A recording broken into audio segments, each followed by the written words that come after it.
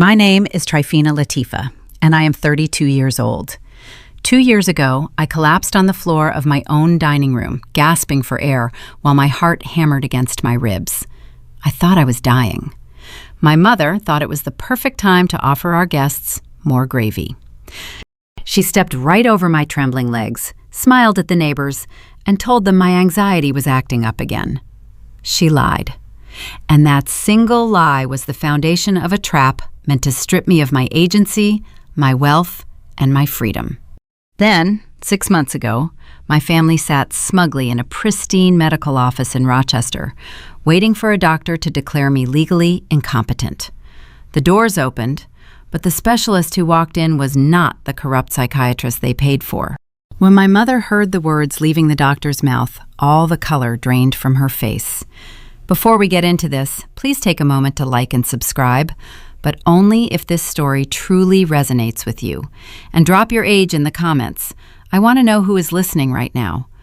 Welcome to Sophia Told Stories.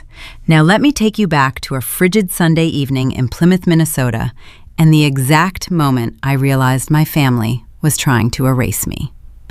The dining room smelled of roasted rosemary and wood smoke. Outside, the winter wind rattled the frosted window panes, dropping the temperature below zero. Inside, the warmth should have been comforting. Instead, it felt like a suffocating blanket. 12 guests sat around the mahogany table I purchased the month my digital marketing agency cleared its first million. Most were Harrison's networking contacts or Brenda's book club friends. I sat at the head of the table, though. Holding myself upright required intense physical focus. My heart had been accelerating since the salad course. Not a nervous flutter, but a mechanical, rhythmic hammering against my ribs. By the time the prime rib circulated, the room began to tilt. I tried to grip the edge of the table. My fingers, swollen and stiff from the unexplained joint inflammation that had plagued me for 2 years, refused to close. The silver fork slipped from my hand. It clattered loud and sharp against my china plate. Conversations paused. Faces turned toward me. I opened my mouth to excuse myself, to ask for a glass of water, but my lungs refused to draw air. The oxygen stopped at my throat. The room spun. The faces of the guests bled into a dizzying smear of candlelight and shadows. Unable to brace myself, I slid sideways off the chair. My shoulder hit the oak floorboard first, followed by the side of my face. The impact jarred my teeth. The silence that followed was what carved itself into my memory. No chairs scraped back. No one yelled for a phone. Through the gray haze of my narrowing vision, I saw Brenda's sensible beige pumps approach my face. She did not kneel. She did not check my pulse. She simply stepped over my trembling legs, her wool skirt brushing my knee, to reach the center of the table. Oh, excuse the interruption. Brenda's voice floated above me, smooth and coated in that patented Midwestern sweetness. She lifted the porcelain gravy boat. Tryphena's anxiety makes her so theatrical. We are working through some behavioral issues. Who needs more au jus? A murmur of polite, uncomfortable agreement rippled through the guests. A neighbor, Mrs. Lundgaard, offered a sympathetic nod to my mother. It must be so hard on you, Brenda. We manage, Brenda sighed. A masterclass in quiet martyrdom. I lay paralyzed on the hardwood. My heart rate easily crested 160 beats per minute. The skin across my cheeks felt tight, burning with the familiar rash no local doctor cared to investigate. My gaze shifted a few feet away. Harrison sat near the window, swirling a craft IPA. He did not even glance down at me. His thumbs tapped rhythmically on his phone screen. He smiled at a text message, took a sip of beer, and cut another piece of meat. As Brenda pivoted back to her seat, her designer leather purse snagged on the armrest. It tipped, spilling its contents silently onto the rug near my head.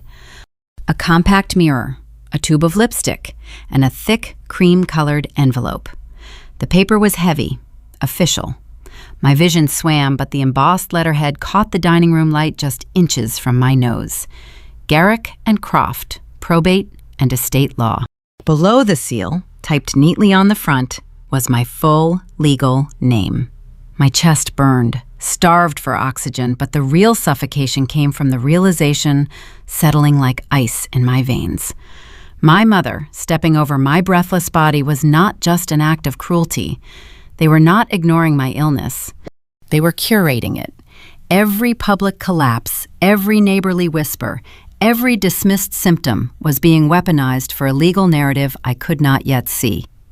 I woke up the next morning with a deep, throbbing ache radiating through my jaw and a house cloaked in silence. The winter sun filtered through the sheer curtains of my Plymouth Colonial, casting long, pale shadows across the hardwood floors. I bought this 4-bedroom property when I was 28 years old. I built a digital marketing empire from a folding table in a cramped studio apartment, scaling it to a downtown Minneapolis office with 30 employees. The house was supposed to be my sanctuary. Instead, it had become a host organism for parasites. My brother Harrison lived downstairs in the finished basement. He is 34, a man whose entire career consists of launching lifestyle podcasts that never air and designing apps that never enter development. I allowed him to live there because Brenda convinced me he needed a safe runway to find his footing in the corporate world. That temporary runway had stretched into 3 years of unpaid rent and unwashed dishes. I shuffled into the kitchen, my joints screaming in protest with every step. I brewed a cup of black coffee, sat at the granite island, and decided to do the math. Numbers are the only things in this world that do not lie. I opened a leather-bound notebook and began tallying the true cost of being the reliable, graceful daughter. I calculated the market rate for a luxury basement suite over 36 months. I added the down payment and monthly lease installments for the pristine crossover SUV sitting in Brenda's driveway. I factored in the initial capital I provided for Harrison's dropshipping company, a venture that folded in 6 weeks. I included the premium marketing consultation fees I covered when he wanted to launch a boutique fitness brand. Month by month, year by year, the ledger of my grace totaled over $140,000. I funded their endless comfort, while my own body cannibalized itself. The physical pain in my hands demanded my attention. My knuckles were swollen red, the joints stiff and unyielding. I left the notebook on the island and moved toward the pantry to retrieve my daily pill organizer.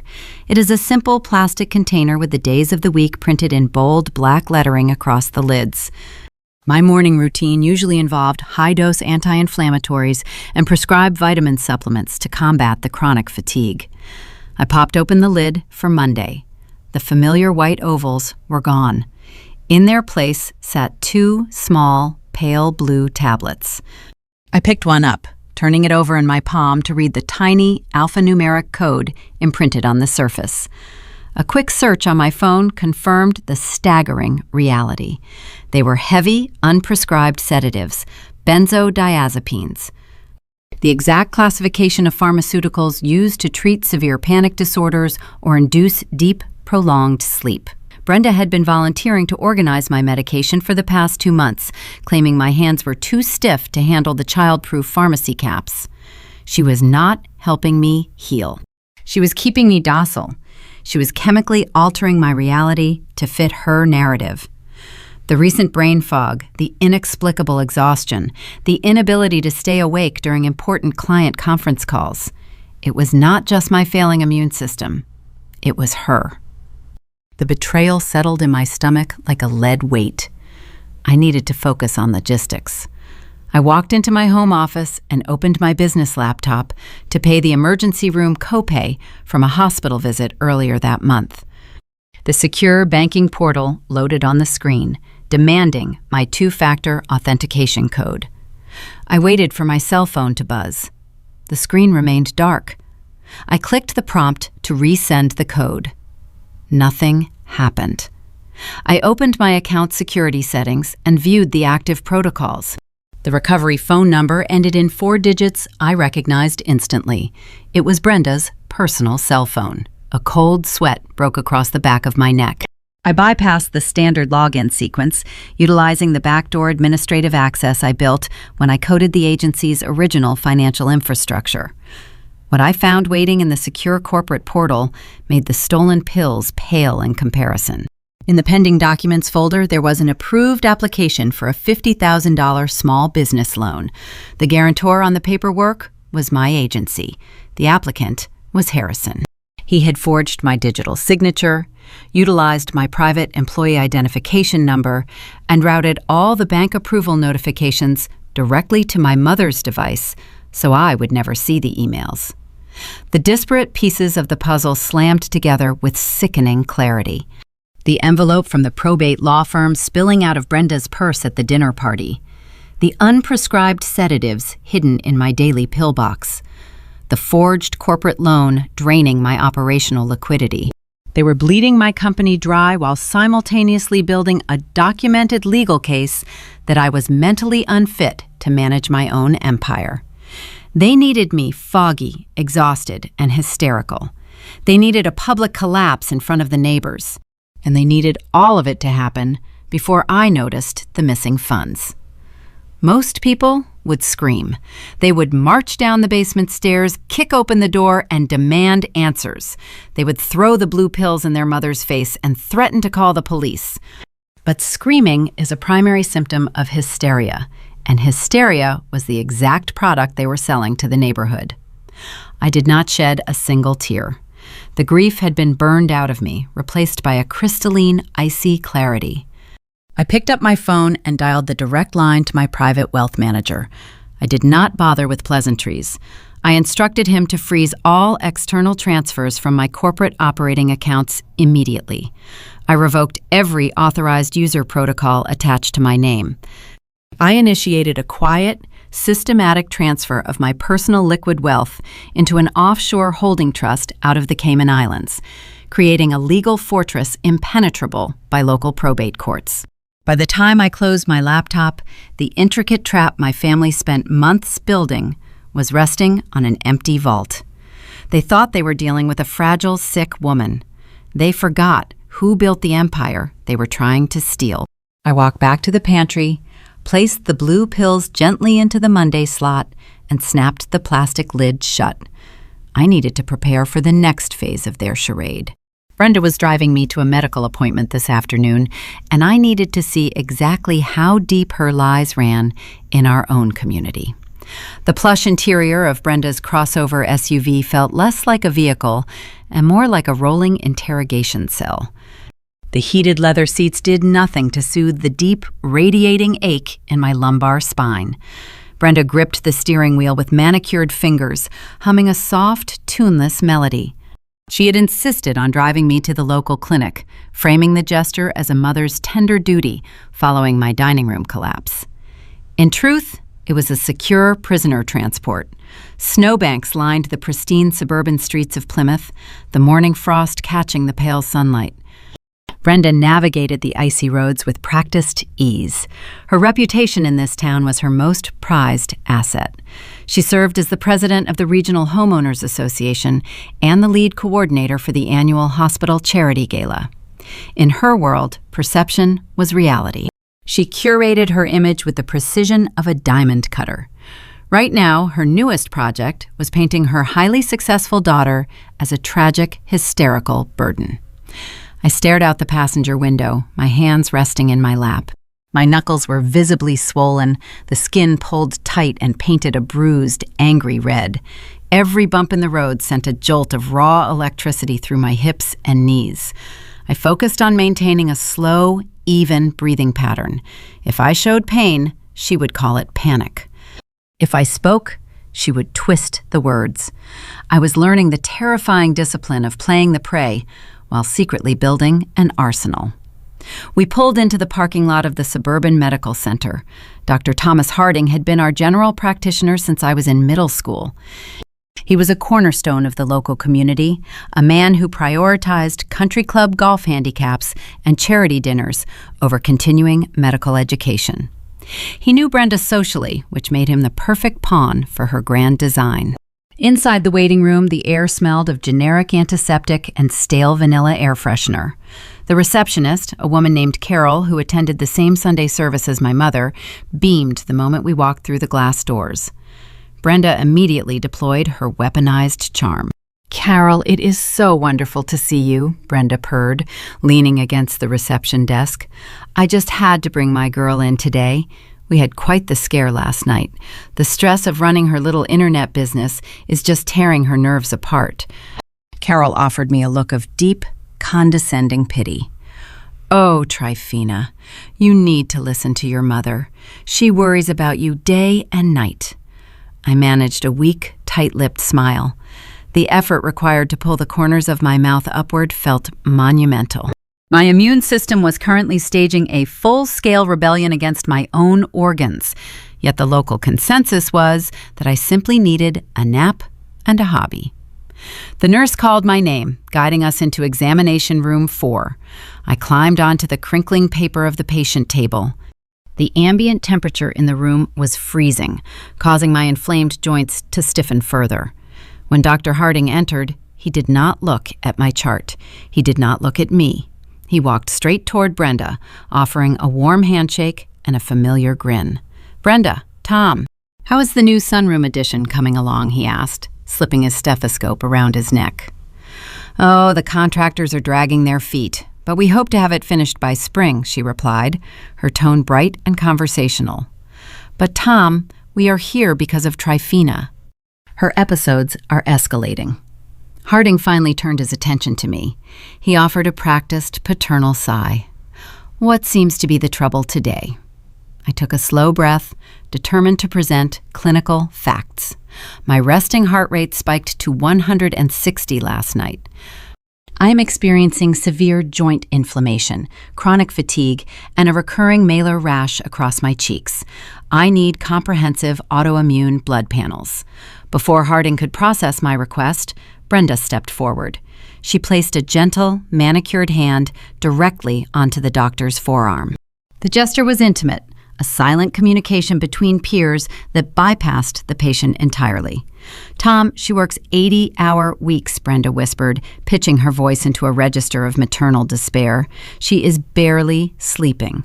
Last night at dinner, she threw herself onto the floor. She says her joints hurt, but she is hallucinating the pain.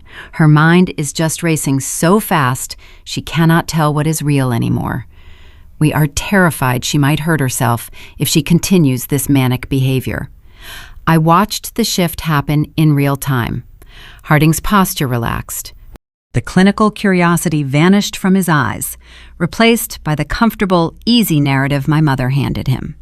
Why run complex diagnostic tests when the town matriarch is offering a simple, neat explanation? "Tryphena, stress can manifest in bizarre physical ways," Harding said, leaning against the counter, crossing his arms. "When the nervous system is overloaded, it creates phantom pain. Your mother is right. You are pushing yourself into an early grave over a marketing company. You need to step back." "Look at my hands," I said, keeping my voice dead level. "Hold my wrist. Feel the heat radiating from the skin. Phantom pain does not cause visible edema." Harding glanced at my knuckles from 5 feet away. "Stress-induced eczema, very common with severe panic disorders. I am going to prescribe something to help you sleep and calm your central nervous system."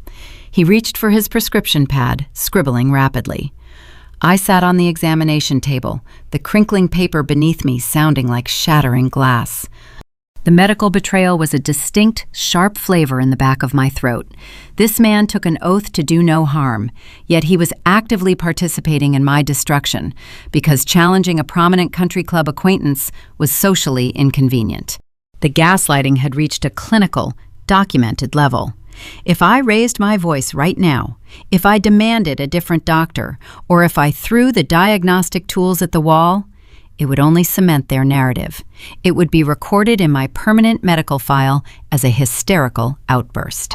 Brenda would have her certified proof. I realized with chilling clarity that the entire local ecosystem was hopelessly compromised. I could not fight back in this room. The only way to survive was to play the compliant, broken daughter until I could escape their jurisdiction. Harding tore the small square of paper from his pad. Instead of walking toward the patient table, instead of handing the medication instructions to the 32-year-old woman sitting in front of him, he turned and handed the prescription directly to Brenda. "Make sure she takes these twice a day," Tom instructed my mother. "Do not let her skip a dose. If she resists, bring her back. We might need to consider a residential observation facility if she becomes unmanageable." "Thank you, Tom," Brenda said, folding the paper and sliding it into her designer purse. "You are a lifesaver." The transfer of power was physical. He handed my autonomy over to her in the form of a white slip of paper. They spoke about me as if I were a golden retriever with a chewing problem. I stared at the blank wall behind the doctor's head, memorizing the exact texture of the wallpaper, locking this moment away in the dark, cold vault of my mind where I was storing my vengeance. We walked out of the clinic into the blinding winter sunlight. The frigid air stung my lungs. Brenda unlocked the SUV, a triumphant spring in her step. She had secured the medical documentation she needed. As she settled into the driver's seat, her cell phone buzzed. She glanced at the screen, her smile widening. She answered the call through the vehicle's Bluetooth system, assuming my heavily sedated mind would not grasp the conversation. "Yes, Mr. Croft," Brenda said, her voice echoing through the car speakers. The doctor confirmed everything: severe psychiatric decline. Yes, he prescribed the heavy sedatives. We will be ready for the formal evaluation next week to finalize the judge's order. The name Croft rang in my ears like a fire alarm. Garrick and Croft, the probate law firm from the envelope in her purse.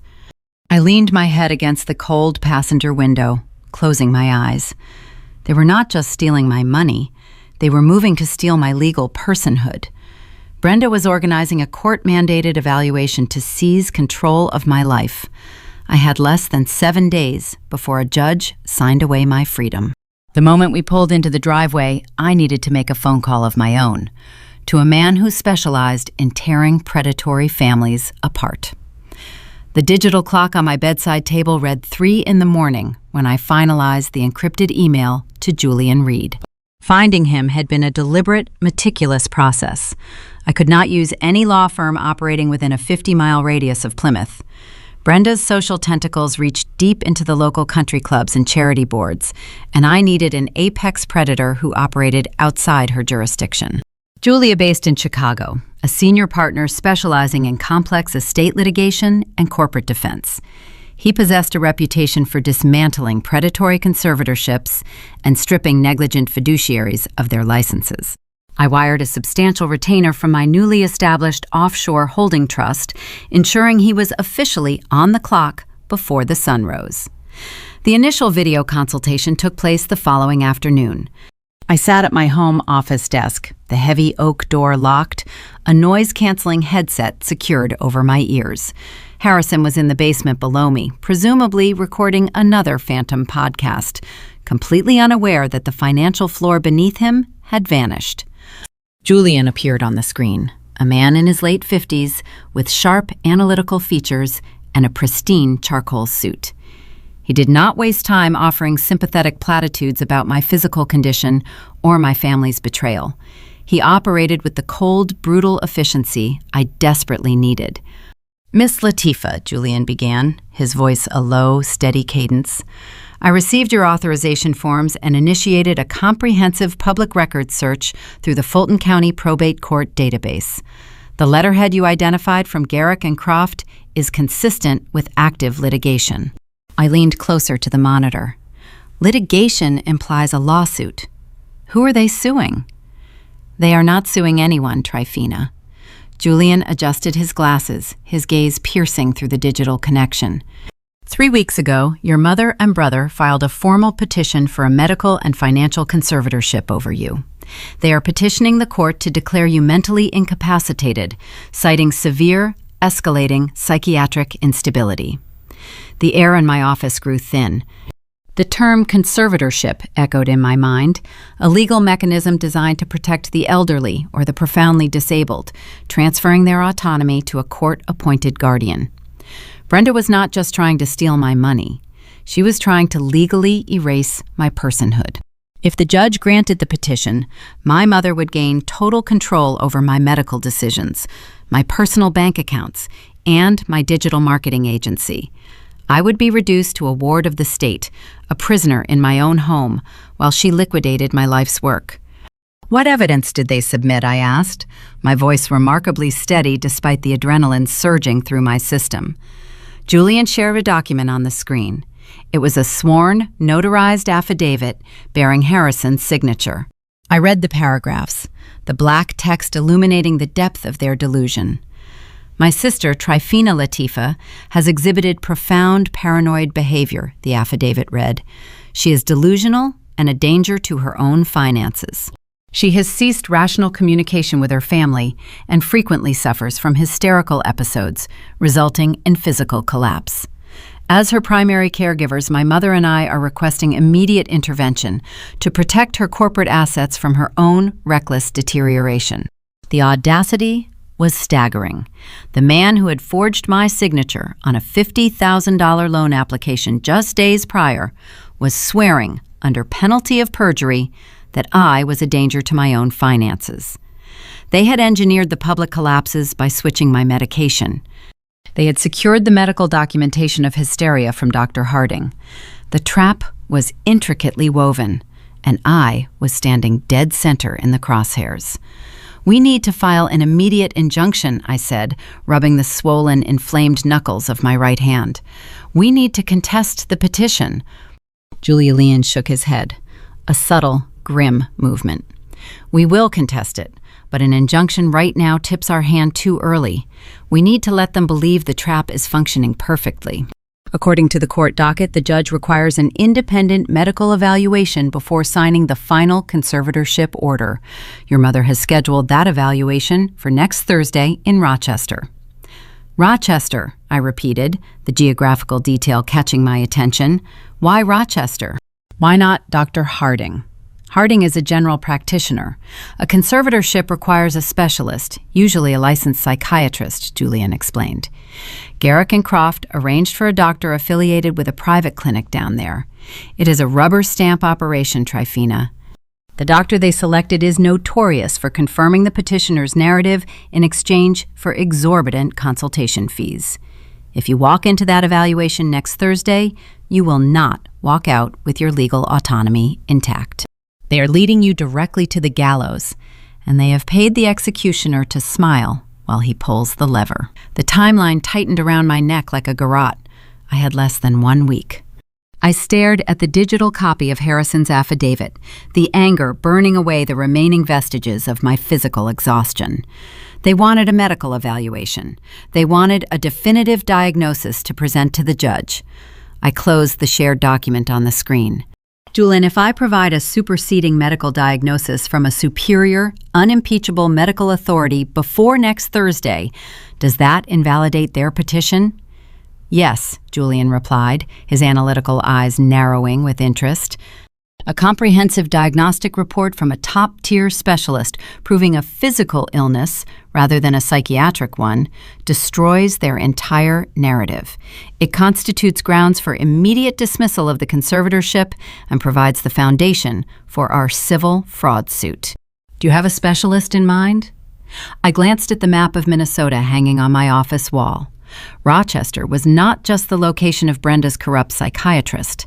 It was the headquarters of the most prestigious medical institution in the country.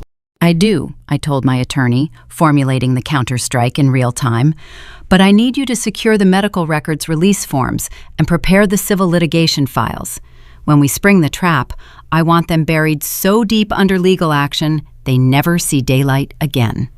I disconnected the call and opened a secure browser window. The local suburban clinic had failed me. The community doctors were compromised. I needed an apex predator of the medical world, someone who relied on hard data, blood panels, and objective diagnostic criteria. I needed an expert who would look at my swollen joints, the malar rash, and the failing organs and see the truth they were desperately trying to bury. I navigated to the appointment portal for the Mayo Clinic. I did not request a psychiatric consultation. I selected the Department of Immunology and Rheumatology. I requested an expedited emergency evaluation, emphasizing the rapid deterioration of my physical symptoms. I bypassed the standard insurance verification process, opting to pay the substantial initial consultation fees directly from my offshore trust to ensure absolute privacy. I received a confirmation email within 20 minutes. I had secured a private appointment with Dr. Aris Thorne, a leading specialist in severe autoimmune disorders, scheduled for Monday morning, 3 days before Brenda's fake evaluation. The board was set. Brenda and Harrison believed they were moving their final pieces into position. They thought I was sedated, hysterical, and oblivious to the legal machinery grinding toward me. They had no idea I was planning to hijack their narrative, secure undeniable medical proof of their neglect, and weaponize the very system they were using against me. My physical body was failing, but my mind was a steel trap, and I was about to invite my family to step right inside. I zipped my canvas duffel bag using only the sides of my wrists. My fingers were too rigid to grip the brass pull. Brenda stood leaning against the doorframe of my bedroom, sipping herbal tea from a ceramic mug I bought her for Mother's Day. She wore an expression of practiced, tragic concern. I had told her I was attending a strict, multi-day, silent wellness retreat near Duluth to manage my escalating stress. It was the perfect alibi. Silence meant no phone calls. A retreat meant isolation. It fit the exact narrative of a fragile woman seeking holistic refuge from her own unraveling mind. Harrison walked past the hallway, pausing only to smirk at my luggage. "Try to meditate some of that crazy away," he said, tossing an apple in the air. "We need you sharp to sign those vendor checks next week." He had no idea the vendor accounts were already locked inside an offshore trust. I offered a weak, compliant nod, staring at the floor to hide the predatory focus in my eyes. Brenda stepped forward and patted my shoulder, her touch light and entirely devoid of warmth. "Take all the time you need, sweetheart. We will hold the fort down here.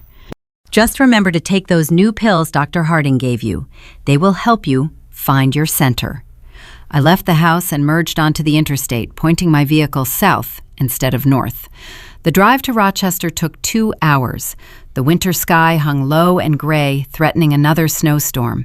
Gripping the leather steering wheel sent waves of white-hot agony radiating up my forearms. My kidneys ached with a dull, persistent throb. The physical deterioration was accelerating. Every mile marker felt like a battle against my own failing anatomy.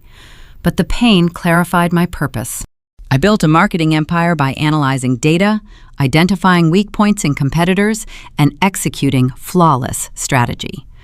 My family had turned my life into a hostile corporate takeover. I was simply preparing a hostile defense. The medical campus in Rochester rose from the frozen landscape like a modern fortress of glass and steel. This was not a suburban clinic run by golf enthusiasts. This was an institution where global dignitaries flew to receive world-class diagnostic care. I parked in the subterranean garage and walked into the towering atrium. The air inside felt crisp, sterile, and purposeful. I checked in at the immunology department, presenting the expedited confirmation number Julian had arranged. Within 15 minutes, a nurse escorted me into an examination room that looked more like a private laboratory. Dr. Aris Thorne did not knock. He walked in holding a digital tablet, his white coat crisp, his posture rigid. He was a man in his late 40s, with sharp, uncompromising features and eyes that scanned me with the precision of an optical laser. He did not ask about my day. He did not offer a comforting smile. He walked directly to the examination table and looked at my swollen, bruised hands resting on my lap. "Miss Latifah, your intake forms mention severe joint edema, extreme fatigue, and a recurring malar rash," Thorne said, his voice a low, resonant baritone. "I also see you brought your recent medical records from your primary care physician in Plymouth." I handed him the manila folder containing the chart notes Dr. Harding had generated. Thorne opened the file. The silence in the room stretched thin as his eyes darted across the pages. I watched the muscles in his jaw tighten. The clinical detachment in his expression fractured, replaced by an unmistakable, visceral recoil. He prescribed you high-dose benzodiazepines to treat a panic disorder, Thorne said, his tone dropping an octave.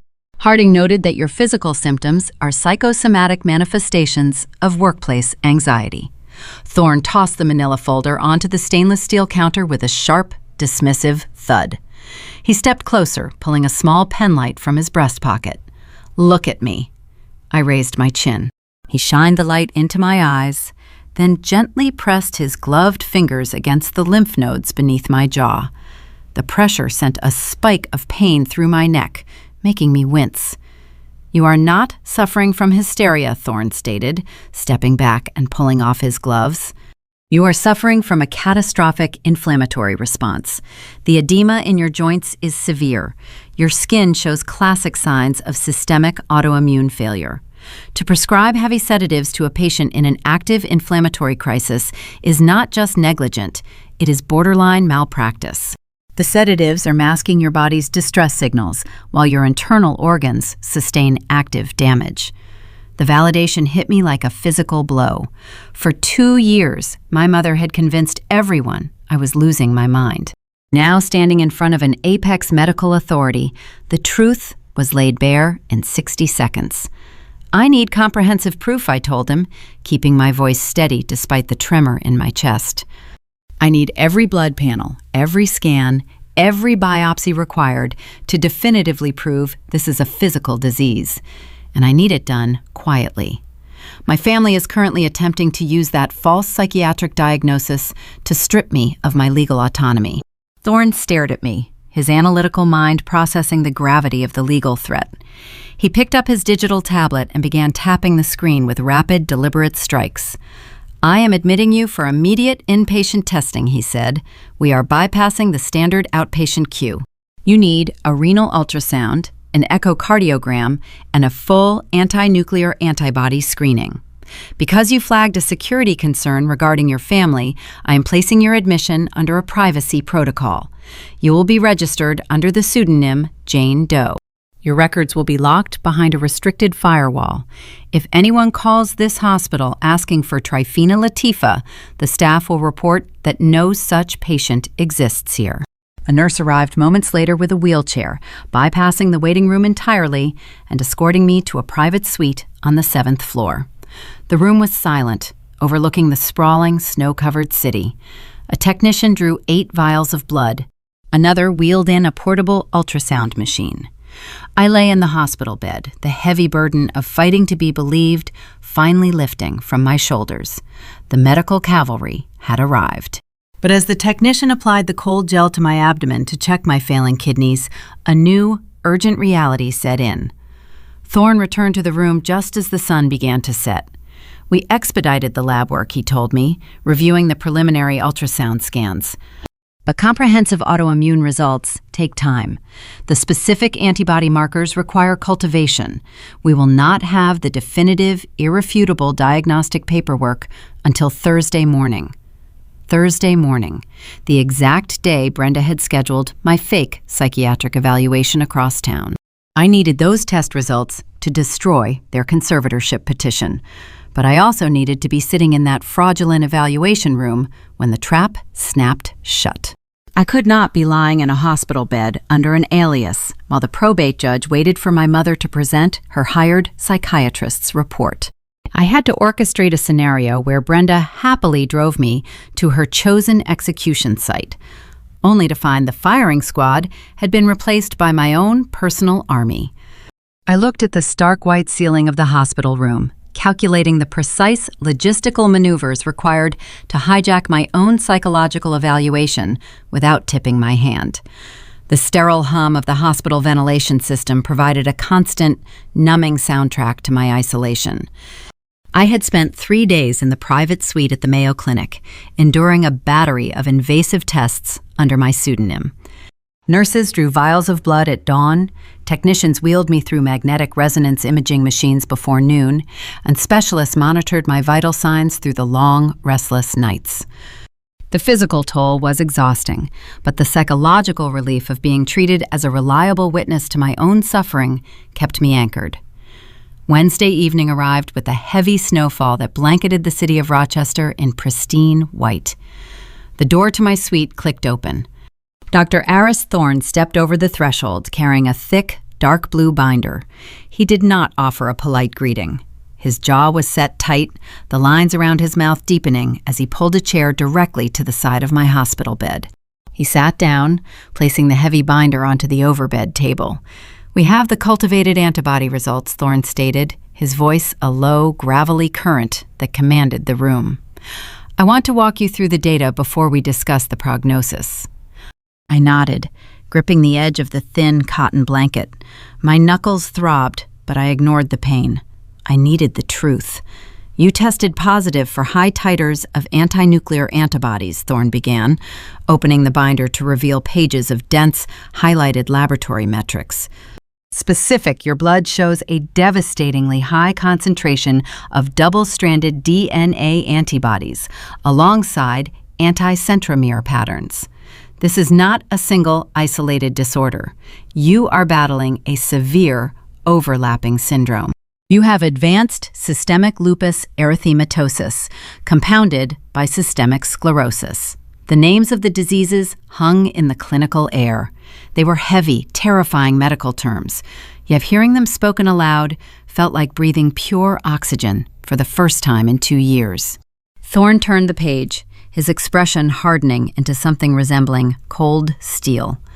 "The lupus is causing the profound joint edema and the malar rash across your face. The sclerosis is attacking your connective tissues, creating the stiffness and the chronic fatigue. But those are just the superficial manifestations. The most critical data came from your renal ultrasound and your metabolic panels." He pointed to a black and white imaging scan tucked into a clear plastic sleeve. "Your immune system has been systematically attacking your internal organs. You are currently operating at 40% kidney function. You are in the early stages of lupus nephritis." 40%, I repeated, the number echoing in the quiet room. "If you had remained on the high-dose sedatives your local practitioner prescribed," Thorne said, his tone dripping with clinical disgust, "your kidneys would have failed within 6 to 8 months. You would have required permanent dialysis or a transplant. The sedatives did nothing but mask your body's screaming distress signals. Treating advanced organ failure with benzodiazepines is an egregious ethical violation. Your previous doctor did not just fail you, he actively expedited your physical deterioration." A sudden sharp pressure built behind my eyes. My chest hitched. For 24 months, my mother had orchestrated a symphony of whispers, convincing my neighbors, my brother, and my primary care physician that my agony was a theatrical performance. She had forced me to question my own sanity, making me wonder if the burning in my joints was merely a symptom of a fragile mind. The first tear slipped down my cheek, hot and fast. Then another followed. Soon, my shoulders shook with the force of silent, heaving sobs. I was not crying out of fear of the diseases ravaging my system. I was crying out of profound, earth-shattering catharsis. I was sick. I was dying. But I was not crazy. The ghost haunting my body had a name, a measurable biological footprint, and an objective witness. Thorne did not offer a tissue. He did not offer a hollow, comforting embrace. He offered the exact brand of righteous indignation I required. "We are going to initiate an aggressive course of targeted immunosuppressants and corticosteroids tonight," Thorne declared, closing the binder with a sharp snap. "The condition is life-threatening, but it is treatable. We can halt the organ damage. You are going to survive this, Tryphena. And when your condition stabilizes, I am personally submitting a comprehensive misconduct report to the State Medical Board regarding Dr. Harding. He will answer for his negligence." I wiped the tears from my jaw using the back of my wrist. The emotional release left me feeling hollowed out, clean, and dangerously focused. Surviving was no longer my only objective. My mother and brother had scheduled a fraudulent psychiatric evaluation for tomorrow afternoon to legally seize my marketing agency and my personal freedom. They believed they were driving me to a slaughterhouse. "Dr. Thorne," I said, my voice finding a new, unwavering resonance. "My family scheduled a conservatorship evaluation for tomorrow at 2 o'clock. They booked a private consultation room at the Sterling Psychiatric Institute, just 3 miles from this hospital. They hired a doctor willing to rubber stamp their narrative of my mental incompetence." Thorne narrowed his eyes, the gravity of the legal threat calculating behind his sharp gaze. "If you fail to attend that evaluation, your mother will petition the judge for an emergency order, claiming you are a flight risk who poses a danger to yourself." "I am going to attend," I told him, reaching for my cell phone resting on the bedside table. "But I am not going to be evaluated by their hired gun. I need you in that room. I need you to read this exact diagnostic report directly to my mother and brother." Thorne crossed his arms. "The Sterling Institute is a private facility. Their doctors do not grant external specialists access to their consultation rooms without a substantial legal mandate." I unlocked my phone and dialed the direct Chicago number for Julian Reed. That is why I hired an estate attorney who specializes in destroying mandates. Julian answered on the second ring. I placed the phone on speaker, resting it on the overbed table between Thorne and myself.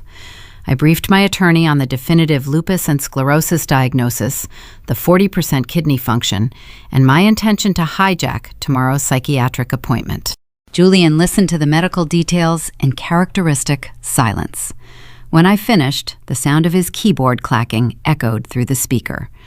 "The doctor your mother hired is named Elias Montgomery," Julian stated, his voice a low, strategic hum. "He operates a private concierge practice out of the Sterling Institute building. He charges exorbitant fees for fast-tracked legal evaluations. A man motivated entirely by capital is easily neutralized by superior capital." "What is the play?" I asked, watching Thorne lean closer to the device. "Bribery is illegal," Julian replied smoothly, "but securing an exclusive, high-priority corporate consultation retainer is standard business practice. I will contact Montgomery's office immediately. My Chicago firm will offer him a non-refundable $50,000 retainer to provide emergency expert testimony on a fictional corporate liability case, requiring his undivided attention via a secure video link starting precisely at 1:30 tomorrow afternoon. He will vacate his office at the Sterling Institute to take my call. And the consultation room my mother booked?" I pressed. "The Sterling Institute rents their luxury conference spaces by the hour for mediations," Julian explained. "I will have my paralegal reserve the exact room your mother believes she is walking into. I will list it under a corporate shell company name. You will arrive with your mother, walk into the reserved room, and find your new medical proxy waiting for you instead of Montgomery." Julian paused, the tactical precision of his plan snapping into place. "But Tryphena, to avoid any violations of federal health privacy laws, you must sign a formal disclosure release tomorrow morning naming Brenda and Harrison as authorized recipients of your medical data. We need legal permission to annihilate them with your diagnosis." "I will sign whatever you need," I promised, a dark, terrible satisfaction taking root in my chest. "Are you flying in for this?" "I am boarding a private charter out of Midway Airport in 2 hours," Julian confirmed. "I have drafted the civil fraud lawsuits, the corporate injunctions, and the elder abuse criminal referrals. I will be standing in the corner of that room when Dr. Thorne delivers the medical verdict. When he finishes, I will drop the legal guillotine." The call disconnected. I looked at Thorne. He picked up his medical binder, a grim, determined curve forming on his lips. "I will clear my schedule for tomorrow afternoon," he said. Thorne left the room to finalize my discharge paperwork and gather my initial round of prescribed immunosuppressants. The trap was meticulously set. The financial leverage, the legal maneuvering, and the undeniable medical evidence were perfectly aligned. But the most dangerous phase of the operation still loomed ahead. I had to leave the safety of this hospital room, rent a discreet vehicle, and drive 2 hours back into the freezing Minnesota night. I had to sneak back into my own house, crawl into my own bed, and wake up tomorrow morning pretending to be the broken, heavily sedated daughter my mother demanded. I had to look Brenda in the eye across the breakfast table, swallow her poisoned sympathy, and willingly climb into the passenger seat of her car. The psychological endurance required to play the victim one last time would test every ounce of my remaining strength, knowing that one wrong glance could tip her off before the jaws of the trap snapped shut. The drive back from Rochester felt distinctly different from the journey there. 2 days prior, I had navigated those icy highways as a woman desperate for validation, my body failing and my mind fractured by gaslighting. I returned as a tactician. The prescribed immunosuppressants and targeted corticosteroids Thorne administered had not cured me, but they had severely blunted the agonizing inflammation in my joints. I could close my hands into fists. I could turn my head without wincing. My mind was sharp, focused, and entirely dedicated to the destruction of my abusers. But as I pulled into my Plymouth driveway late Wednesday evening, the physical relief became my greatest liability. I had to hide it. If Brenda saw me walking with purpose, if she noticed the reduction in the malar rash across my cheeks, she would cancel tomorrow's psychiatric evaluation. She needed me broken to secure the conservatorship. So I slumped my shoulders, dragged my feet across the salted pavement, and let my jaw hang slack as I unlocked the front door. The house smelled of expensive takeout and artificial triumph. Brenda and Harrison were in the kitchen, a bottle of champagne sweating on the granite island next to a stack of my open mail. They did not stop talking when I entered. They did not ask how my silent wellness retreat went. They simply looked at me, assessing my sluggish posture and vacant stare, and exchanged a glance of profound, arrogant satisfaction. "Look who decided to join the living," Harrison said, leaning against the counter. He wore a brand new designer cashmere sweater, a purchase undoubtedly funded by the $50,000 loan he forged in my name. "Did you find your inner peace, or whatever they sell up there?" I managed a weak, dismissive wave of my hand, leaning heavily against the doorframe to sell the performance. "I am just tired. The retreat was exhausting. I need to lie down." Brenda glided toward me, her maternal mask firmly in place, though her eyes glinted with predatory excitement. "Of course you are tired, sweetheart. Those episodes drain you so completely. That is exactly why we scheduled the evaluation for tomorrow afternoon. We are going to get you the permanent help you need." She reached out and patted my cheek. Her hand felt like dry ice. I forced myself to lean into the touch, closing my eyes as if seeking comfort. "Have you packed a bag for Rochester?" she asked, her tone entirely too casual. "We might need to keep you there for a few days of observation, just to make sure the new medication protocol stabilizes." Observation. That was her sanitized word for an involuntary psychiatric hold. Once the corrupt doctor stamped his approval on her conservatorship petition tomorrow, she planned to lock me in a residential facility while she dismantled my life. "I will pack tonight," I whispered, keeping my vocal cords loose and raspy. I retreated to the living room and sank into the oversized leather sofa, arranging a throw blanket over my lap. My phone vibrated in my pocket. A secure message from Julian Reed confirming his flight had landed at the Minneapolis airport, and the private corporate room at the Sterling Institute was officially reserved. The trap was locked. The psychological tension in the house was suffocating, thick with the unsaid reality of what they planned to do to me. But the most sickening aspect was their absolute lack of subtlety. Believing my heavily sedated mind was incapable of processing complex information, they did not even bother to hide their true intentions. Harrison walked into the living room holding a metal tape measure. He did not ask if I needed anything. He did not ask if the television was too loud. He walked directly to the center of the room, extending the yellow tape across the imported Persian rug I had purchased during a trip to Istanbul. 84 by 44, Harrison muttered to himself, jotting a number onto his phone. "Yeah, an 8-foot regulation table will fit perfectly right here." I stared at him, the audacity of the moment crystallizing in the quiet room.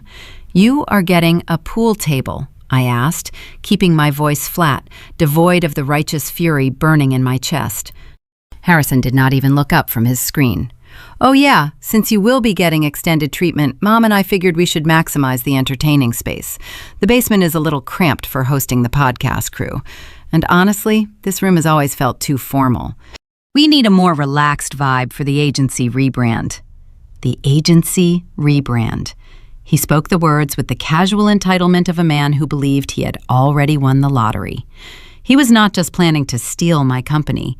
He was planning to erase my legacy, turning my meticulously built digital marketing firm into a playground for his failed entrepreneurial fantasies. He was measuring my living room for a pool table while I was sitting on the couch next to him, confident that by tomorrow night I would no longer have the legal authority to object. Brenda walked in carrying a tray of chamomile tea and the familiar blue plastic pill organizer. She set the tray on the coffee table, her gaze sweeping over Harrison's measuring tape with indulgent approval. "Harrison, do not bother your sister with interior design right now," Brenda chided lightly, pouring the tea. "She needs to focus on her health. Tryphena, take your evening dose." Dr. Harding was very specific about maintaining the schedule. She popped open the Wednesday slot and handed me 2 of the heavy sedatives. I took the pills and the teacup. I brought the cup to my lips, pretending to swallow the medication, subtly slipping the tablets under my tongue. As Brenda turned to discuss paint swatches with Harrison, I reached for a napkin, coughing politely, and deposited the pills into the crumpled paper. The charade was absolute torture. I watched them divide my assets, redesign my home, and casually discuss my forced institutionalization as if they were planning a weekend getaway. The utter lack of guilt, the complete absence of familial empathy, severed the final fraying threads of my attachment to them. They were not my family. They were hostiles occupying my territory. I pulled my phone from my pocket, hiding the screen beneath the folds of the throw blanket. I opened the encrypted messaging application linked directly to Julian. I typed a single, decisive sentence. "The trap is set. The assets are secured. Meet us at the clinic." I pressed send. I watched the delivery confirmation turn green. I took a slow sip of the chamomile tea, letting the warm liquid soothe my throat. I looked at Brenda, who was currently debating the merits of slate gray versus navy blue felt for the pool table. I looked at Harrison, who was admiring his reflection in the dark window pane. They were giddy with their impending victory, completely blind to the reality that they were standing on a trap door I had meticulously rigged with explosives. Tomorrow, they would walk me into that evaluation room in Rochester, expecting an execution. They had no idea I had already bribed the executioner, replaced the judge, and locked the doors behind them. The temperature dropped to -5 degrees by Thursday afternoon. Brenda insisted we take my vehicle, a luxury all-wheel drive sedan I purchased following the agency's second major expansion. She claimed it offered a smoother ride for my fragile nerves. The reality was much simpler.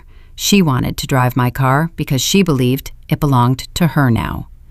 I sat in the rear passenger seat, wrapped in a heavy wool coat, staring at the back of her perfectly styled blonde head. Harrison claimed the front passenger seat. He adjusted the climate control and connected his phone to the audio system, blasting a cheerful, upbeat jazz playlist. The juxtaposition of the lively music against the grim purpose of our journey created a surreal, suffocating atmosphere. They were driving me to a facility where a corrupt doctor would strip away my human rights, and they treated the excursion like a weekend trip to a wine tasting. Brenda turned down the music volume as we merged onto the interstate heading south toward Rochester. She adjusted the rearview mirror, but not to monitor the traffic behind us. She tilted the glass to examine her own reflection. "How does this sound?" Brenda asked, clearing her throat and pitching her voice into a fragile, trembling octave. "Dr. Montgomery, we are just at our wits' end. Tryphena refuses to sleep. She speaks to people who are not in the room. We tried to manage her condition at home, but her paranoia is destroying our family. We need you to intervene before she harms herself." She paused, blinking rapidly to summon a sheen of artificial tears. "Is that too much, Harrison? Should I dial back the crying?" "No, the tears are good," Harrison replied, typing furiously on his smartphone. "But make sure you emphasize the financial paranoia. Tell him she is making erratic business decisions. If the judge is going to hand over the agency accounts, the medical report needs to explicitly state she is fiscally incompetent." "Right, good point," Brenda agreed, wiping a dry cheek with manicured precision. "I will say, she tried to give away her savings to strangers. That always plays well with probate judges." They discussed my legal demise as if a soundproof glass partition separated the front seat from the back. I was a phantom to them, a lingering administrative hurdle standing between them and my wealth. I watched the snow-covered pines blur past the window, my breath fogging the cold glass. The immunosuppressants Dr. Thorne prescribed the day before were working. The crushing fatigue had receded, replaced by a sharp, crystalline focus. The physical pain in my joints remained, but it was manageable. I did not speak. I did not shift in my seat. I breathed in a slow, rhythmic cadence, hoarding my energy for the impending confrontation. 30 miles outside of Rochester, the low fuel indicator illuminated on the dashboard. Brenda sighed, pulling the sedan off the highway exit and navigating toward a premium service station. She parked beside the pump, unbuckled her seatbelt, and turned around to face me. The maternal mask was nowhere to be found. Her eyes were hard, calculating, and entirely devoid of empathy. "Hand me your credit card," Brenda commanded, holding out her palm. "Premium gas is expensive, and I forgot my purse at the house." It was a blatant lie. Her designer bag sat heavy on the floorboard beneath her feet. She simply refused to spend her own money on the journey to my execution. She was forcing me to finance the final leg of her trap. She assumed that by tomorrow morning, she would have unlimited access to every financial portfolio bearing my name. I reached into my coat pocket and extracted a secondary corporate card. It was a decoy account, possessing just enough available credit to cover small purchases, intentionally left active to maintain the illusion of normalcy while Julian secured the primary offshore trusts. I placed the plastic into her waiting hand. "Thank you, sweetheart," Brenda cooed, her voice dripping with sudden, sickening sweetness as a pedestrian walked past our vehicle. She stepped out into the freezing wind to operate the pump.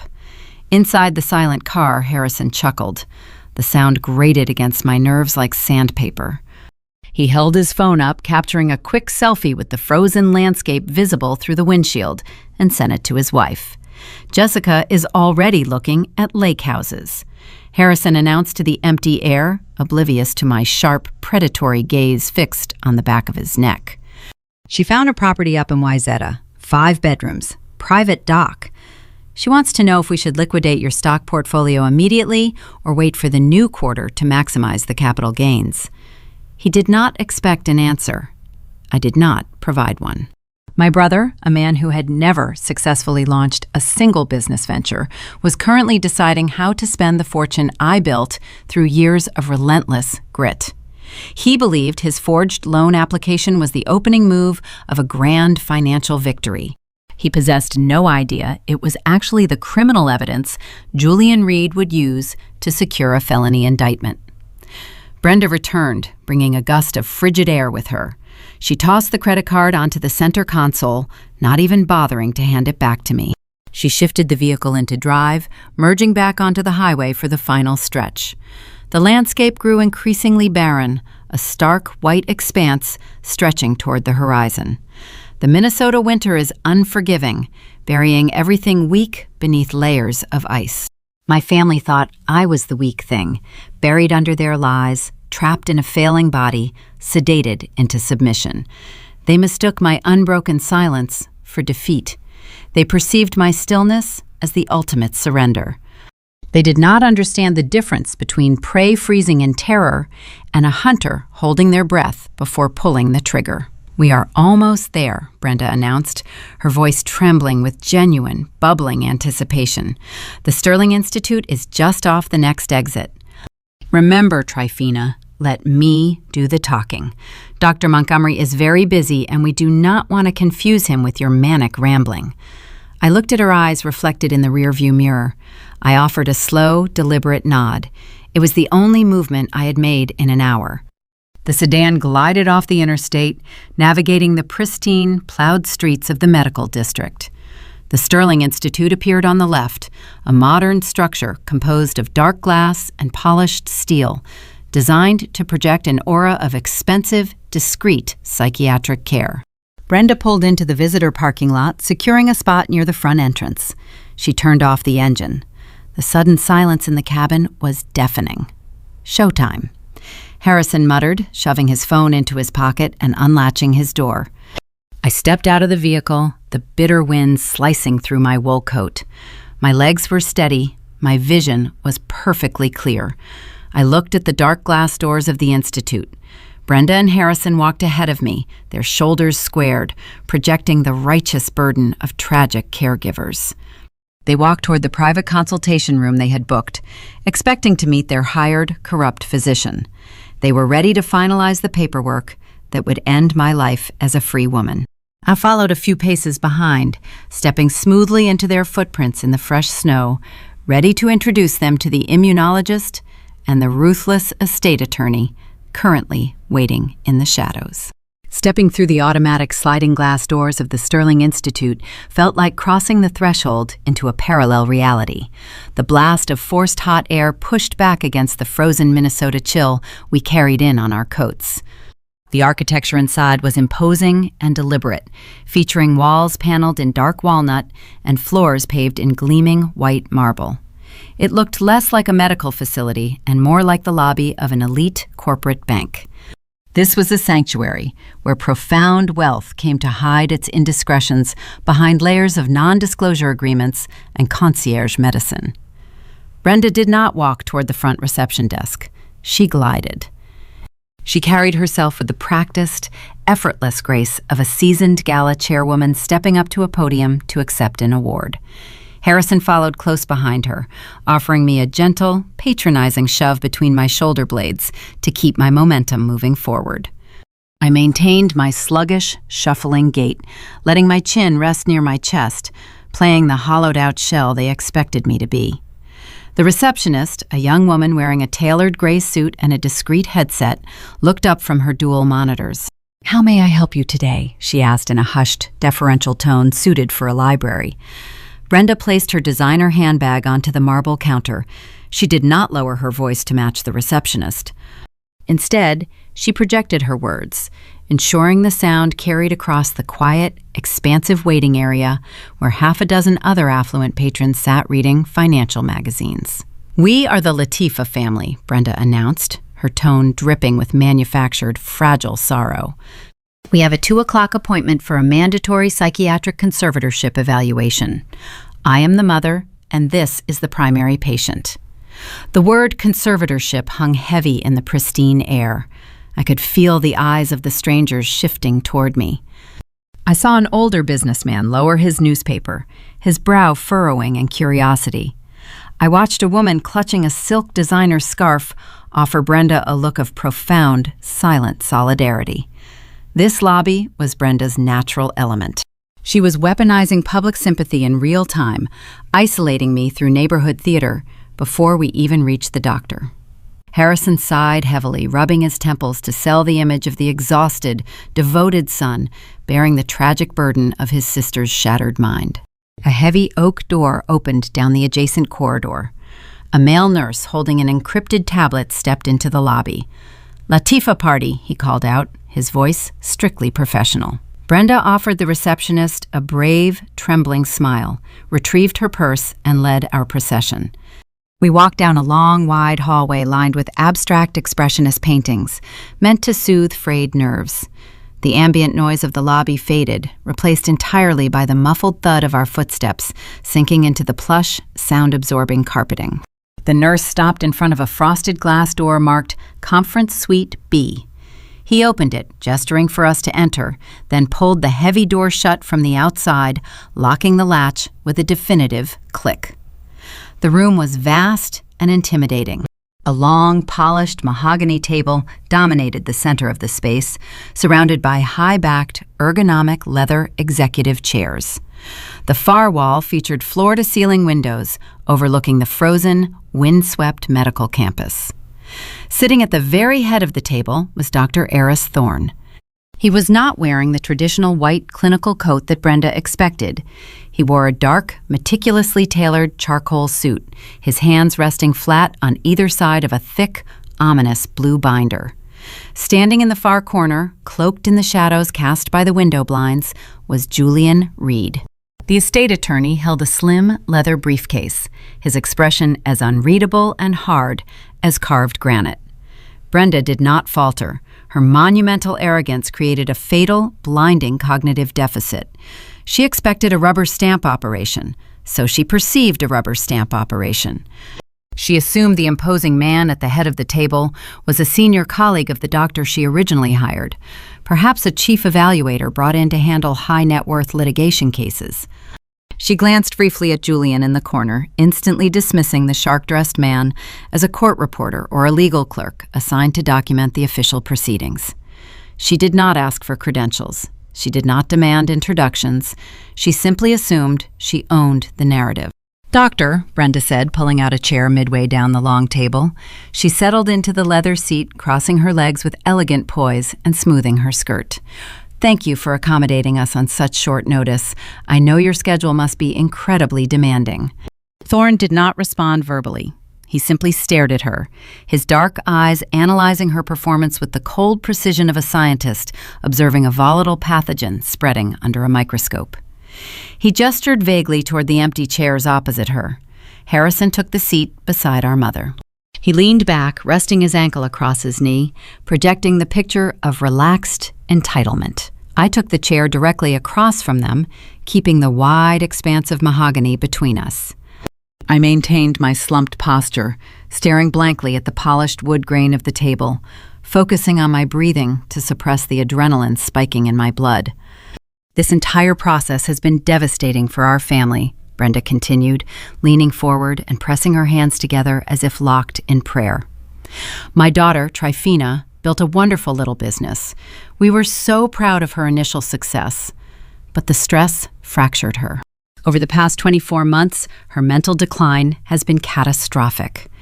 Brenda tilted her head, allowing a single, practiced tear to pool in the corner of her eye, catching the overhead light perfectly.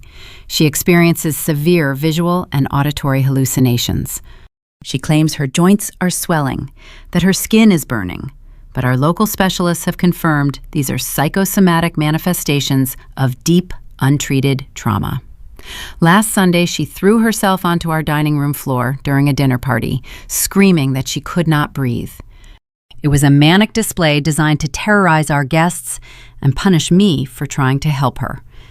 Harrison leaned forward, sensing his cue in the rehearsed script. He attempted to look somber, though the greed shining in his eyes betrayed his posture. "It is not just the physical outbursts, Doctor. It is the financial paranoia. She is making erratic, dangerous decisions with her corporate accounts. Just last week, she attempted to wire tens of thousands of dollars to an unknown entity out of the country. She accused me of forging documents to steal her money. She is locking us out of the very company we helped her build from the ground up. If the court does not intervene and grant us the conservatorship today, she will bankrupt herself within the month."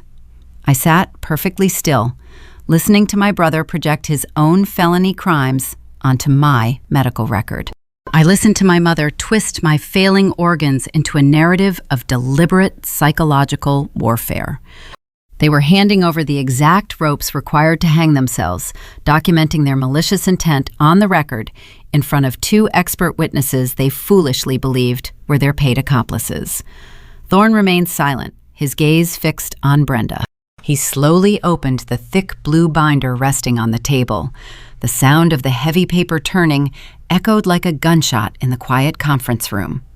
In the corner, Julian shifted his weight, his hand resting lightly on the brass latch of his leather briefcase. Brenda smiled, dabbing her dry eye with a tissue, waiting for the doctor to nod in sympathy, sign the evaluation paper, and hand her the keys to my kingdom. She had no idea the ground beneath her chair had already vanished. Dr. Thorne did not offer a polite nod in return. He did not introduce himself immediately. He allowed the heavy silence to stretch, forcing my mother to sit in the uncomfortable void she had just created with her tearful performance. He opened the blue binder, his gaze locked on the first page of the medical dossier. "Mrs. Latifah," Thorne began, his voice a low, resonant baritone that commanded the air in the room.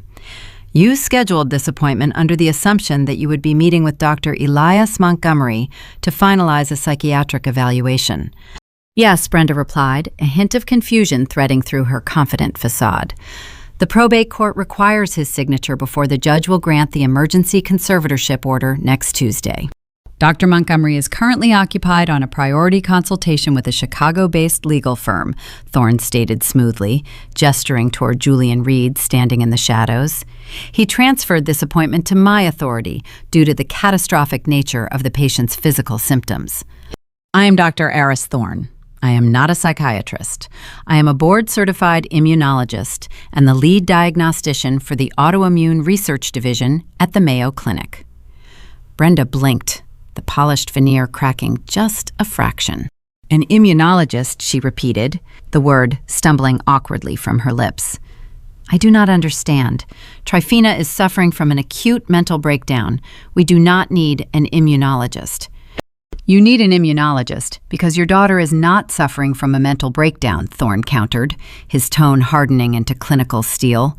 "Your daughter is suffering from severe, advanced systemic lupus erythematosus combined with systemic sclerosis." Harrison shifted in his chair, the leather creaking loudly in the quiet room. "Wait," he interjected, a nervous laugh escaping his throat. "Lupus? No, the local doctor in Plymouth said she was just stressed out. He gave her anxiety meds.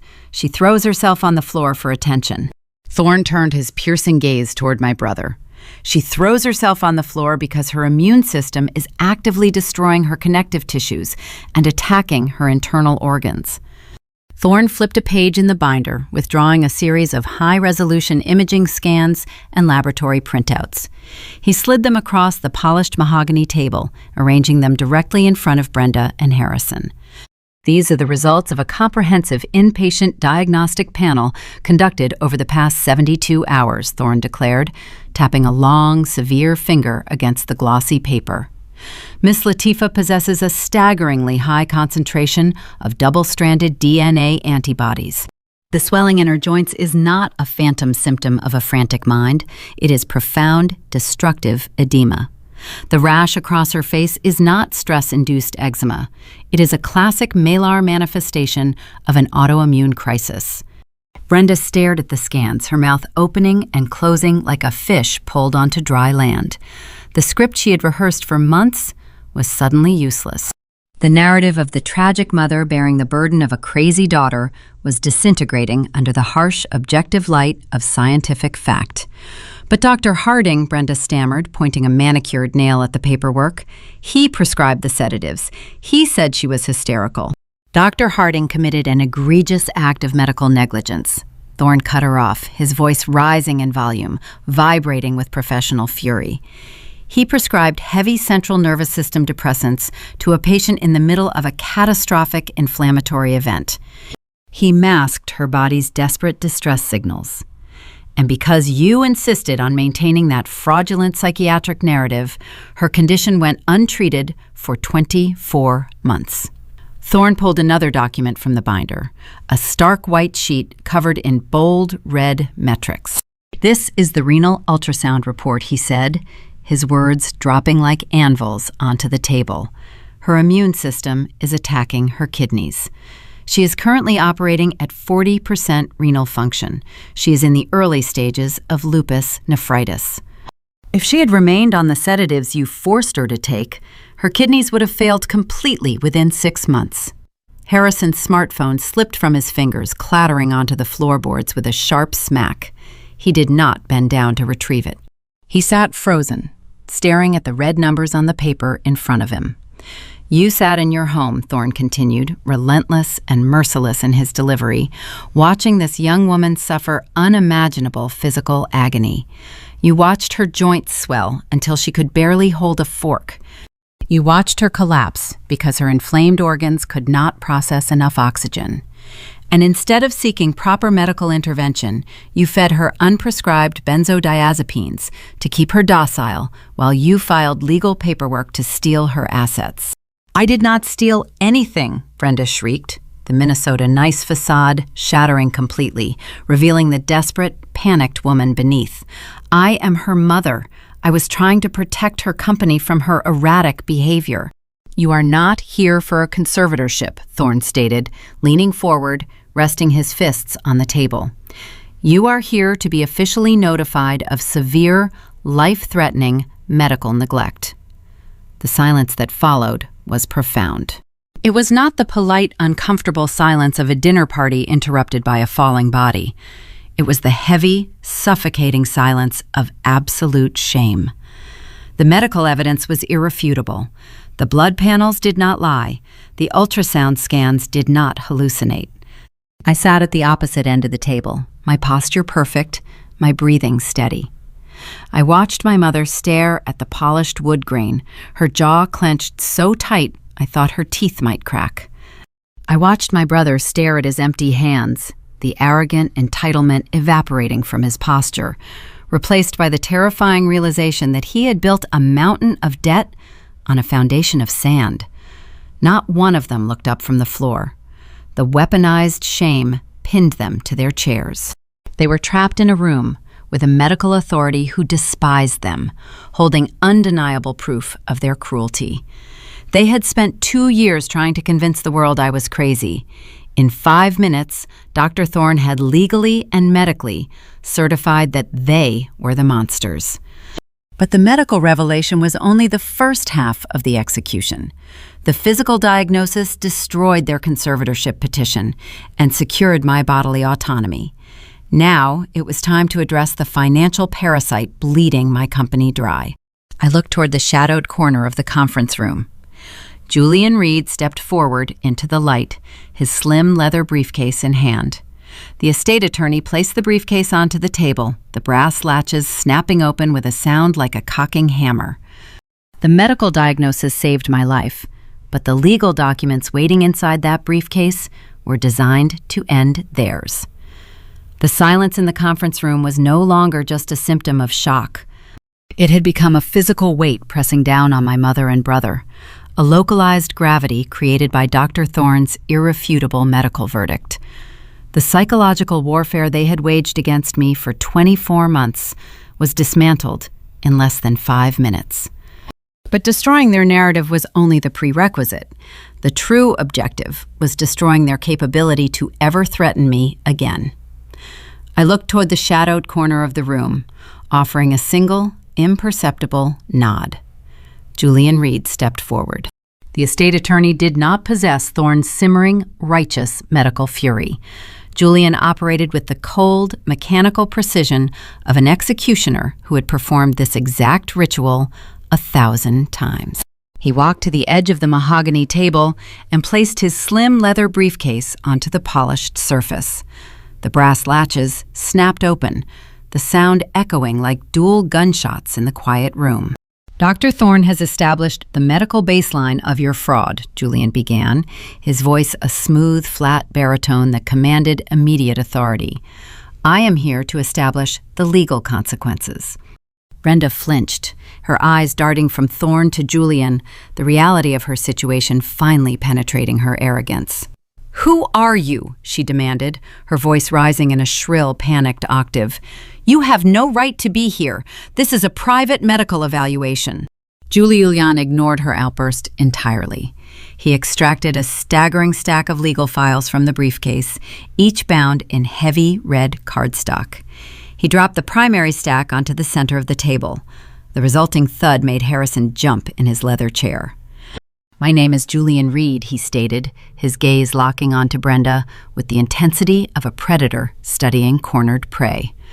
"I am the senior partner of Reed & Associates, based in Chicago. I am the retained corporate and personal legal counsel for Tryphena Latifah. And you, Mrs. Latifah, are currently sitting in a conference room that my firm rented under a corporate shell company precisely to ensure this conversation occurred on our terms." Brenda's mouth opened, but no sound emerged. She looked around the pristine conference suite, the luxurious surroundings suddenly transforming into the walls of a trap she had willingly walked into. Harrison attempted to salvage his evaporating bravado. He leaned forward, pointing a trembling finger at the attorney. "You cannot do this." We filed a petition with the Fulton County Probate Court. The judge is expecting a psychiatric report on her mental incompetence. "The petition you filed was predicated on perjury," Julian replied, pulling a specific document from the red stack and sliding it directly across the table toward my brother. "This is a sworn, notarized copy of Dr. Thorne's medical diagnostic report. It was electronically filed with the Fulton County clerk 10 minutes ago. It officially supersedes your fraudulent claims. Your petition for a conservatorship is dead, Harrison. But your legal problems are just beginning." Julian pulled a second, thinner file from his briefcase. He extracted a single sheet of paper and placed it face up in front of Harrison. The document was a high-resolution photocopy of a commercial lending application. Harrison stared at the paper. The remaining color drained from his face, leaving his skin an ashen gray. He recognized the document instantly. It was the $50,000 small business loan application he had submitted to my corporate bank 3 days ago. "This is an authorized copy of the lending agreement you executed using your sister's private employee identification number," Julian explained, his voice devoid of any emotion. "You digitally forged her signature. You rerouted the banking authentication protocols to your mother's cell phone to conceal the transaction. In the state of Minnesota, forging a corporate signature to secure a commercial line of credit exceeding $10,000 constitutes felony wire fraud and identity theft." Harrison swallowed hard, his Adam's apple bobbing in his throat. "I did not steal it," he stammered, his eyes darting frantically toward the door. "I was borrowing it. The app is going to launch next month. I was going to pay it back before she even noticed." "You committed a federal financial crime," Julian corrected him smoothly. "And because you utilized a digital signature across state banking lines, it falls under the jurisdiction of federal wire fraud statutes. I have already forwarded this documentation to the regional office of the Federal Bureau of Investigation, alongside a formal criminal complaint." Brenda finally found her voice, though it sounded thin and desperate. "You cannot send my son to federal prison. We are a family. We were just trying to help her manage the stress of running that company." Julian turned his cold, analytical gaze back to my mother. "You were attempting to seize control of a multi-million-dollar corporation by intentionally denying a dependent adult access to life-saving medical care." He pulled a third file from the briefcase, this one thicker than the others. He separated 2 heavy, stapled packets and tossed them onto the table. One landed in front of Brenda. The other landed in front of Harrison. "These are formal civil summons," Julian declared. "Tryphena is suing both of you for tortious interference with a corporate entity, intentional infliction of emotional distress, and civil fraud. We are seeking compensatory damages exceeding $2 million. Additionally, because Tryphena was physically incapacitated and reliant on you for transportation and medical coordination, your deliberate actions to misdiagnose her and withhold proper treatment fall under the statutory definition of elder and dependent adult abuse." Brenda stared at the thick legal packet, her hands trembling so violently she had to press them flat against her thighs to stop the shaking. "This is insane," she whispered, the tears pooling in her eyes now entirely genuine, born of raw, unadulterated terror. "Tryphena, tell him to stop. You are destroying us." I sat at the opposite end of the mahogany table, my hands resting lightly on the armrests of my chair. I looked at the woman who had spent 2 years orchestrating my public humiliation, the woman who had replaced my vitamins with heavy sedatives, the woman who had stepped over my breathless body to serve gravy to her neighbors. I looked at the brother who had treated my home like a free hotel while planning to drain my bank accounts and rebrand my legacy. I pushed my chair back slowly, the sound echoing in the quiet room. I stood up. The physical effort sent a spike of pain through my inflamed joints, but my posture was perfect. I did not slump. I did not hunch my shoulders. I stood tall, the embodiment of the resilience they had tried so desperately to crush. "You wanted total control," I said softly, my voice carrying across the wide expanse of the table, cutting through their panic like a surgical blade. "Now you have nothing." Julian retrieved one final document from his briefcase. He held it up, displaying the bold black text printed across the top. "This is an emergency ex parte restraining order, signed by a district judge this morning. It mandates that neither of you may come within 500 feet of Tryphena Latifah, her primary residence, or any corporate offices associated with her agency." Harrison scrambled out of his chair, panic completely overtaking his false bravado. "You cannot do this. All my stuff is at the house. My computers, my recording equipment. Where am I supposed to go tonight?" "You are legally evicted from the basement suite," Julian informed him, tapping a finger against the restraining order. "My firm has coordinated with the Plymouth Local Police Department. Officers are currently at the residence packing your personal belongings into boxes. They will deposit those boxes on the curb outside the property line. If you step onto the driveway to retrieve them, you will be arrested for violating this judicial order." The trap had snapped shut with bone-crushing finality. The medical diagnosis destroyed their narrative. The civil lawsuits destroyed their financial future. The criminal complaints destroyed their freedom. The restraining order destroyed their physical access to me. But the most immediate, visceral conflict was about to unfold right outside the doors of this conference room. They had driven me here, assuming they controlled the transportation, the timeline, and the outcome. They believed we were leaving together. They were about to discover the brutal reality of their new isolation. I turned my back on the mahogany table. The physical act of pivoting away from my mother and brother felt like breaking a gravitational pull. For 32 years, their demands, their manipulations, and their comfort had anchored my every decision. I had funded their lifestyles, absorbed their insults, and literally sacrificed my own cellular health to keep their manufactured reality intact. Turning around severed that invisible tether. "Tryphena, please wait." Harrison's voice cracked, echoing off the polished wood paneling of the conference room. It was a pathetic, reedy sound, entirely stripped of the arrogant sneer he had worn during the car ride to Rochester. He scrambled out of his high-backed leather chair. His dress shoes slipped awkwardly on the floorboards as he tried to close the distance between us. "We do not have any money," Harrison pleaded, his breathing shallow and rapid. "You cannot let them evict me. The police are at the house. My podcast equipment is in that basement. Tryphena, look at me." I did not stop walking. I did not turn my head. I reached out and grasped the heavy brass handle of the conference room door. Brenda remained frozen in her seat. She was weeping now, her pristine makeup smudging beneath a steady flow of terrified tears. She stared at the thick stack of civil lawsuits Julian Reed had dropped onto the table. The paper represented financial ruin, public humiliation, and the total collapse of her carefully curated country club empire. "Miss Latifah is no longer required to engage in conversation with either of you," Julian stated, his voice a flat, commanding drone that stopped Harrison in his tracks. "If you take one more step toward my client, I will instruct the local authorities to add attempted physical intimidation to your criminal referrals. Sit back down and review your summons." I pulled the heavy door open and stepped out into the plush, quiet corridor. The latch clicked shut behind me, sealing my abusers inside a room with the two men orchestrating their legal demise.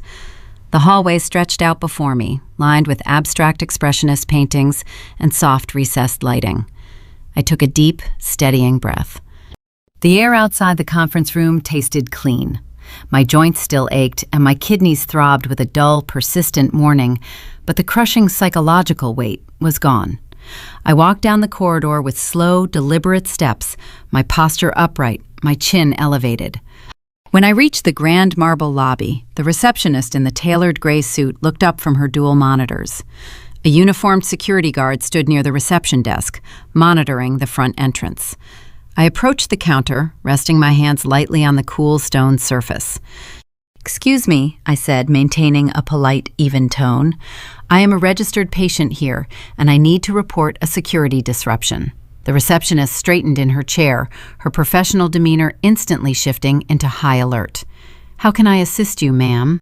"The two individuals currently occupying Conference Suite B are not my medical guardians," I explained, speaking clearly so the security guard could hear every word. "They are currently being served with legal summons for elder and dependent adult abuse, along with an active judicial restraining order. They attempted to force me into a fraudulent psychiatric evaluation.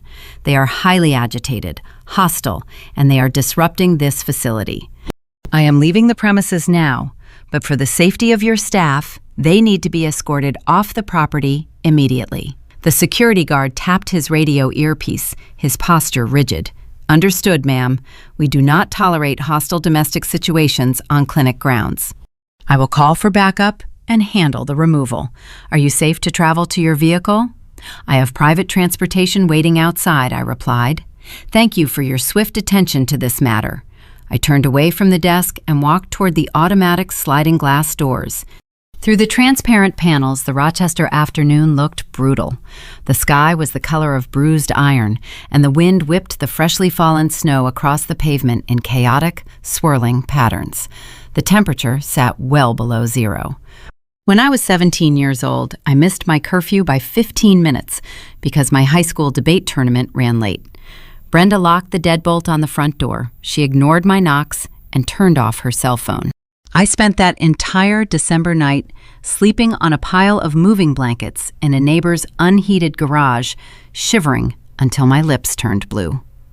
The next morning, she opened the front door, sipping hot coffee, and told me that the cold builds character and teaches respect for boundaries.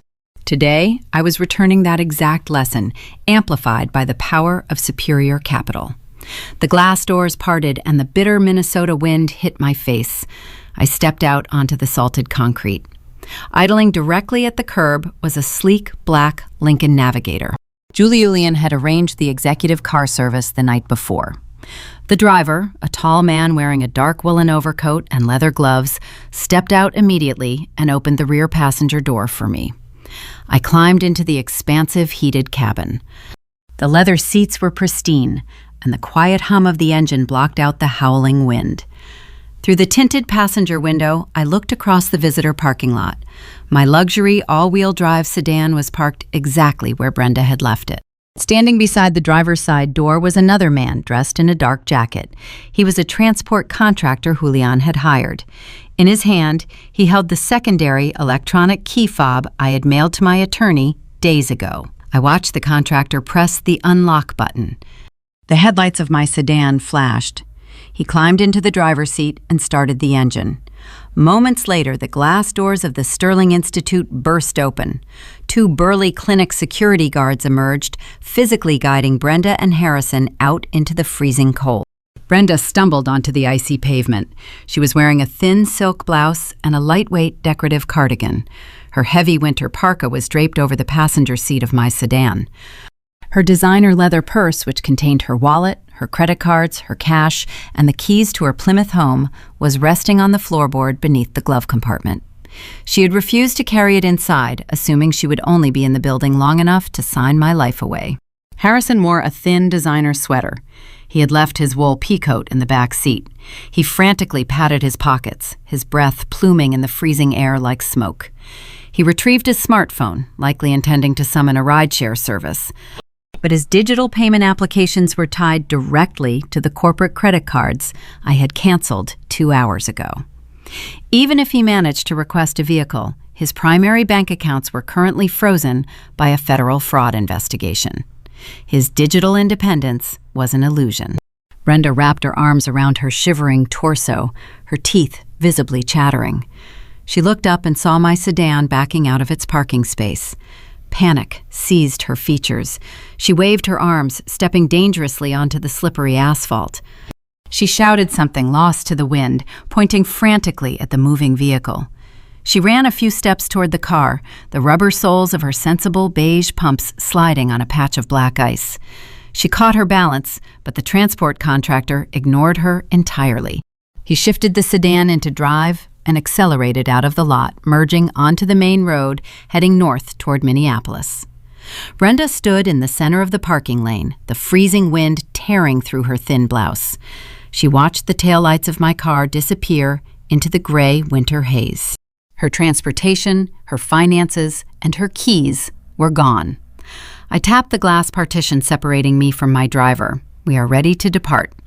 The driver nodded, shifting the heavy SUV into gear.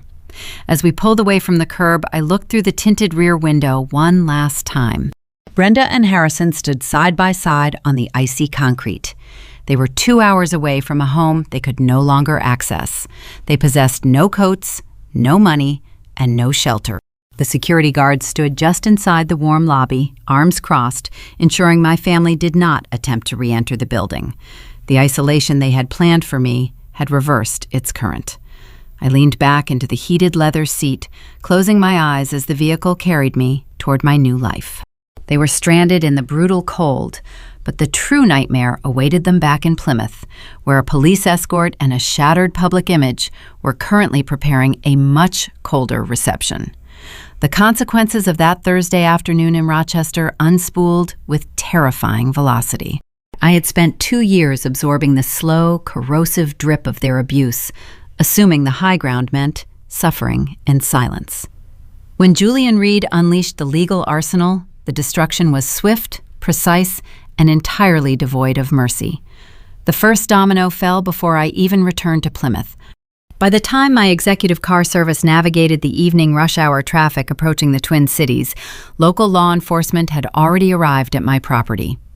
Julian had coordinated the emergency eviction order with a specialized division of the county sheriff's department. Harrison's wife, Jessica, was a woman who navigated life through the lens of calculated comfort.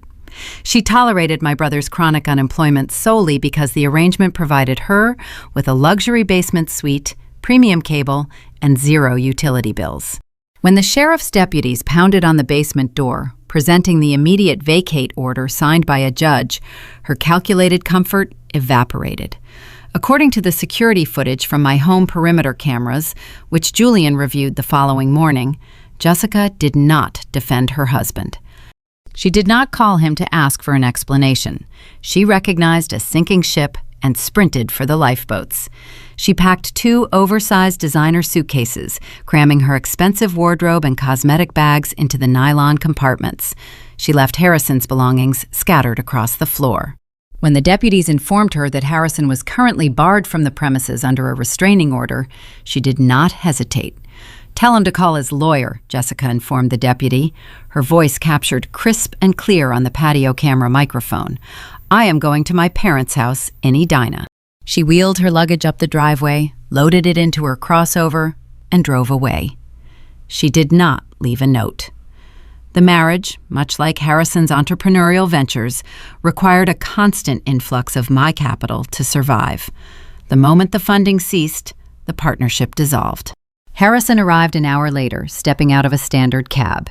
He had managed to convince the driver to accept an outdated emergency prepaid card he kept hidden in his wallet. He walked up the driveway, shivering in his thin designer sweater, fully expecting to access the basement to retrieve his heavy winter coat and his podcast recording equipment. The deputies intercepted him before his foot touched the first porch step. They handed him 3 cardboard moving boxes, filled with his clothing and a single framed photograph. Everything else, the expensive microphones, the dual monitors, the gaming consoles, belonged to the estate, having been purchased using my corporate credit accounts. He stood on the icy sidewalk, his breath pluming in the freezing night air, clutching a cardboard box while the taillights of the sheriff's cruisers disappeared down the street. He possessed no wife, no home, no income, and a looming federal indictment for wire fraud. The financial guillotine dropped on Brenda the following morning. She had secured a ride back to Plymouth by calling a neighbor, spinning a frantic, tearful lie about an automobile breakdown and a missing purse. The neighbor, an older gentleman who had attended my father's funeral, drove the 2 hours to Rochester out of pure Midwestern obligation. But the relief of returning to her pristine colonial home was short-lived. At 9 o'clock on Friday morning, Brenda attempted to purchase groceries at the premium local market. The cashier slid her platinum debit card through the reader. The machine chirped a harsh, discordant tone. Declined. Brenda scoffed, deploying her practiced, condescending smile. Try it again. The chip must be dirty. The cashier tried again. The result was identical. Brenda pulled out a secondary credit card. Declined. A third card. Declined. Her primary checking account, her savings portfolio, and her revolving credit lines had been frozen by federal banking regulators pending the active fraud investigation Julian had initiated. Because her accounts were inextricably linked to Harrison's through joint tax filings and shared residential addresses, the authorities cast a wide, unyielding net to prevent asset dispersion. She possessed a sprawling house, a luxury SUV, and a wardrobe of cashmere, but she could not purchase a gallon of milk. The social fallout proved far more devastating than the financial freeze. Brenda had spent years cultivating her image as the tragic, devoted matriarch, burdened by a hysterical daughter. She weaponized the tight-knit, polite culture of our suburban community. But small towns possess long, unforgiving memories. By Monday afternoon, the county clerk filed the civil lawsuits against my family into the public record. In an era of digital transparency, public filings do not remain secret. A paralegal at a competing local law firm noticed the high-profile names and texted a friend. The friend told the president of the Homeowners Association, the gossip spread through the country club like a wildfire moving through dry brush. The town learned about the forged $50,000 loan. They read the medical misconduct allegations regarding Dr. Harding. The revelation that the town matriarch had intentionally sedated her daughter while her organs failed to steal a marketing agency shattered her carefully curated facade. The community did not confront her. That is not how Minnesota Nice operates. They simply erased her. When Brenda walked into the country club dining room for her standing Tuesday luncheon, the hostess informed her that her reservation had been inexplicably canceled. When she attempted to attend her weekly book club meeting, no one answered the door, despite 3 vehicles parked in the driveway. Neighbors who previously waved from their porches suddenly found fascinating reasons to inspect their pristine lawns whenever she drove past. She was a pariah in the exact community she had attempted to manipulate. The silence she had used to suffocate me was now her permanent reality. The final blow landed on the desk of Dr. Thomas Harding.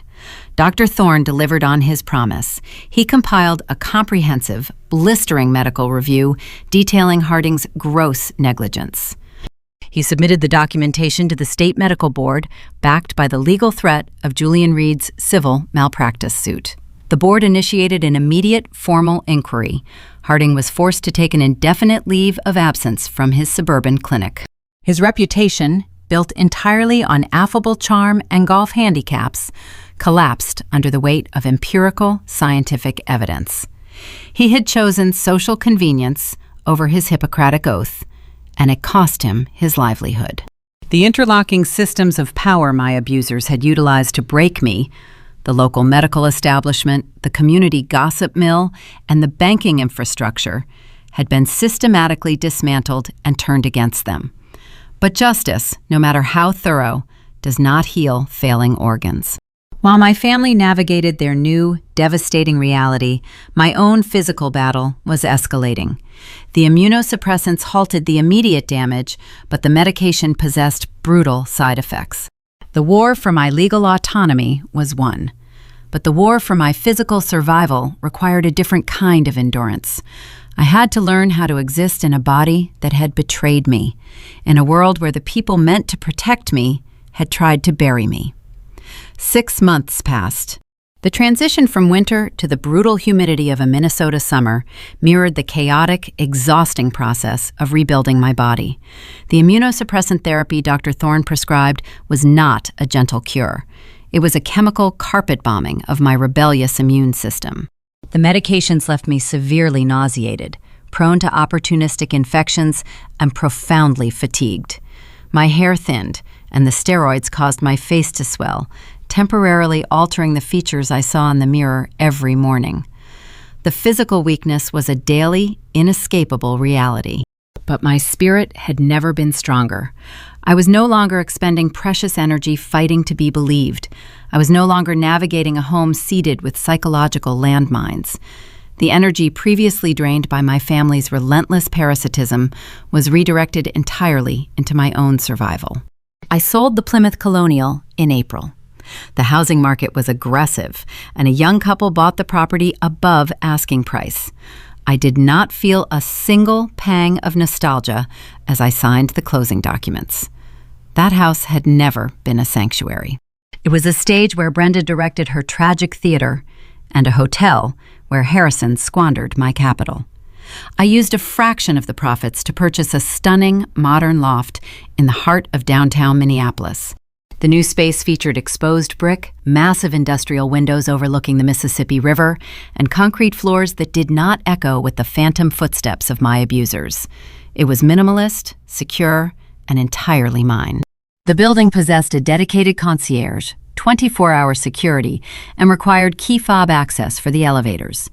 It was a fortress of solitude, designed to keep the past permanently locked outside. My digital marketing agency, unburdened by Harrison's forged loans and the constant, silent hemorrhaging of funds to support my mother's lifestyle, experienced a remarkable resurgence. The offshore trusts Julian established protected my core wealth while the federal investigations proceeded, but the operational capital rebounded swiftly. My mind, clear of the unprescribed sedatives Brenda had slipped into my daily routine, regained its razor-sharp analytical edge. I secured 3 massive corporate accounts by June, leading virtual pitch meetings from my new loft while an IV drip delivered my monthly biologic treatments just off camera. My team, unaware of the specific legal bloodbath that occurred in Rochester, simply noted that I seemed lighter, more decisive. The toxicity that previously infected my personal life had inadvertently bled into my leadership style, creating a culture of anxious appeasement. Stripping the cancer from my family dynamic allowed the healthy tissue of my professional life to flourish.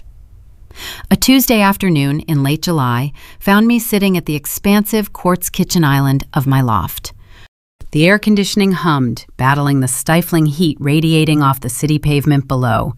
I was reviewing a quarterly earnings report on my tablet, nursing a cup of ginger tea to settle the persistent medication-induced nausea. My mobile phone, resting beside the tablet, vibrated.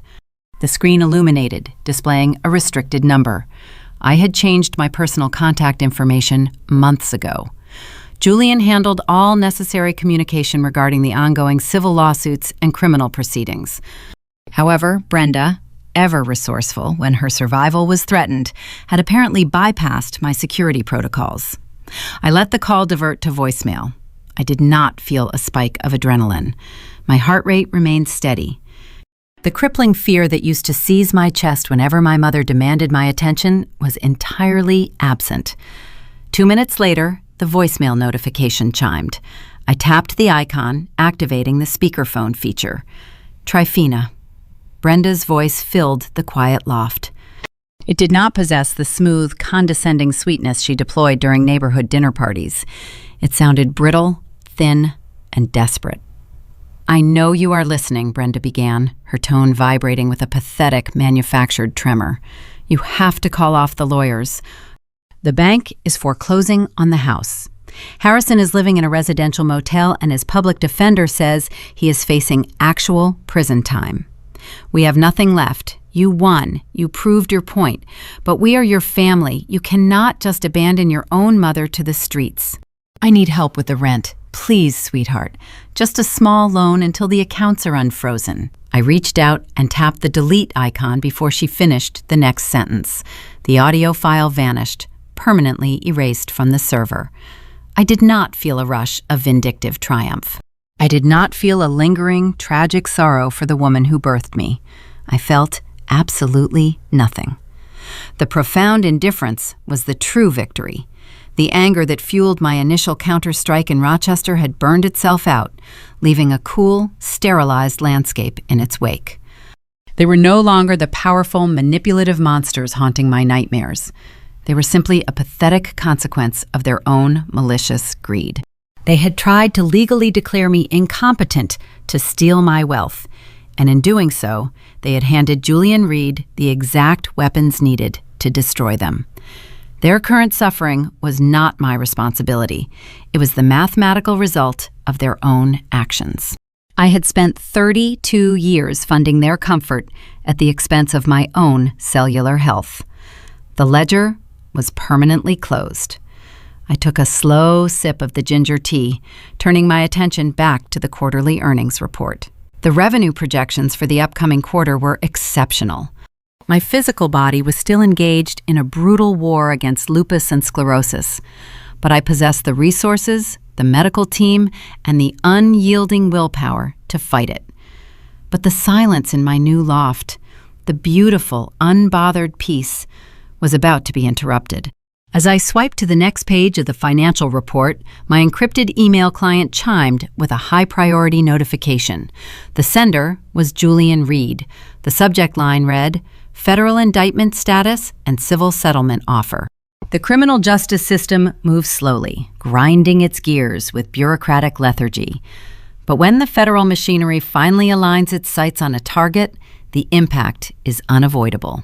Julian had warned me that Brenda and Harrison would eventually attempt a desperate legal maneuver when the reality of their situation became inescapable. I opened the email, the cool light of the tablet illuminating my face, preparing to review the final, pathetic gasps of the people who had tried to bury me. The email from Julian Reed contained a detailed breakdown of the federal indictment handed down against Harrison. A grand jury in the District of Minnesota had formally charged him with 3 counts of wire fraud and 1 count of aggravated identity theft. The potential sentencing guidelines, if convicted, carried mandatory minimums that would ensure he spent the next several years occupying a cell significantly less comfortable than my Plymouth basement. Brenda's legal situation was equally dire. While the federal authorities focused primarily on Harrison's corporate forgery, Julian's civil litigation was dismantling her personal life with surgical precision. The civil lawsuit for elder and dependent adult abuse, compounded by the intentional infliction of emotional distress, sought compensatory damages that far exceeded her liquid assets. Her legal defense fees were already devouring what little savings she possessed. The bank had initiated formal foreclosure proceedings on the Plymouth Colonial. The attachment to the email was a settlement offer drafted by Brenda's court-appointed attorney. It was a desperate plea for mercy, disguised as a legal maneuver. They offered to surrender the Plymouth house entirely, forfeit any claim to the digital marketing agency, and issue a formal public apology in exchange for dropping the civil lawsuits and the elder abuse charges. I read the document twice. I closed the attachment. I replied to Julian with a single word: denied. I did not want their house. I did not want their public apologies. An apology extracted under the threat of total financial ruin is not repentance. It is simply another transaction. I wanted the legal system to process them with the same cold, unyielding indifference they had shown me when I was lying on the dining room floor fighting for oxygen. I closed the email application and locked my tablet. The battle was over. The mopping up operations belonged to the attorneys now. I walked across the concrete floor of my loft, moving toward the massive industrial windows that faced the Mississippi River. The afternoon sun was beginning its slow descent, casting long golden shadows across the icy water below.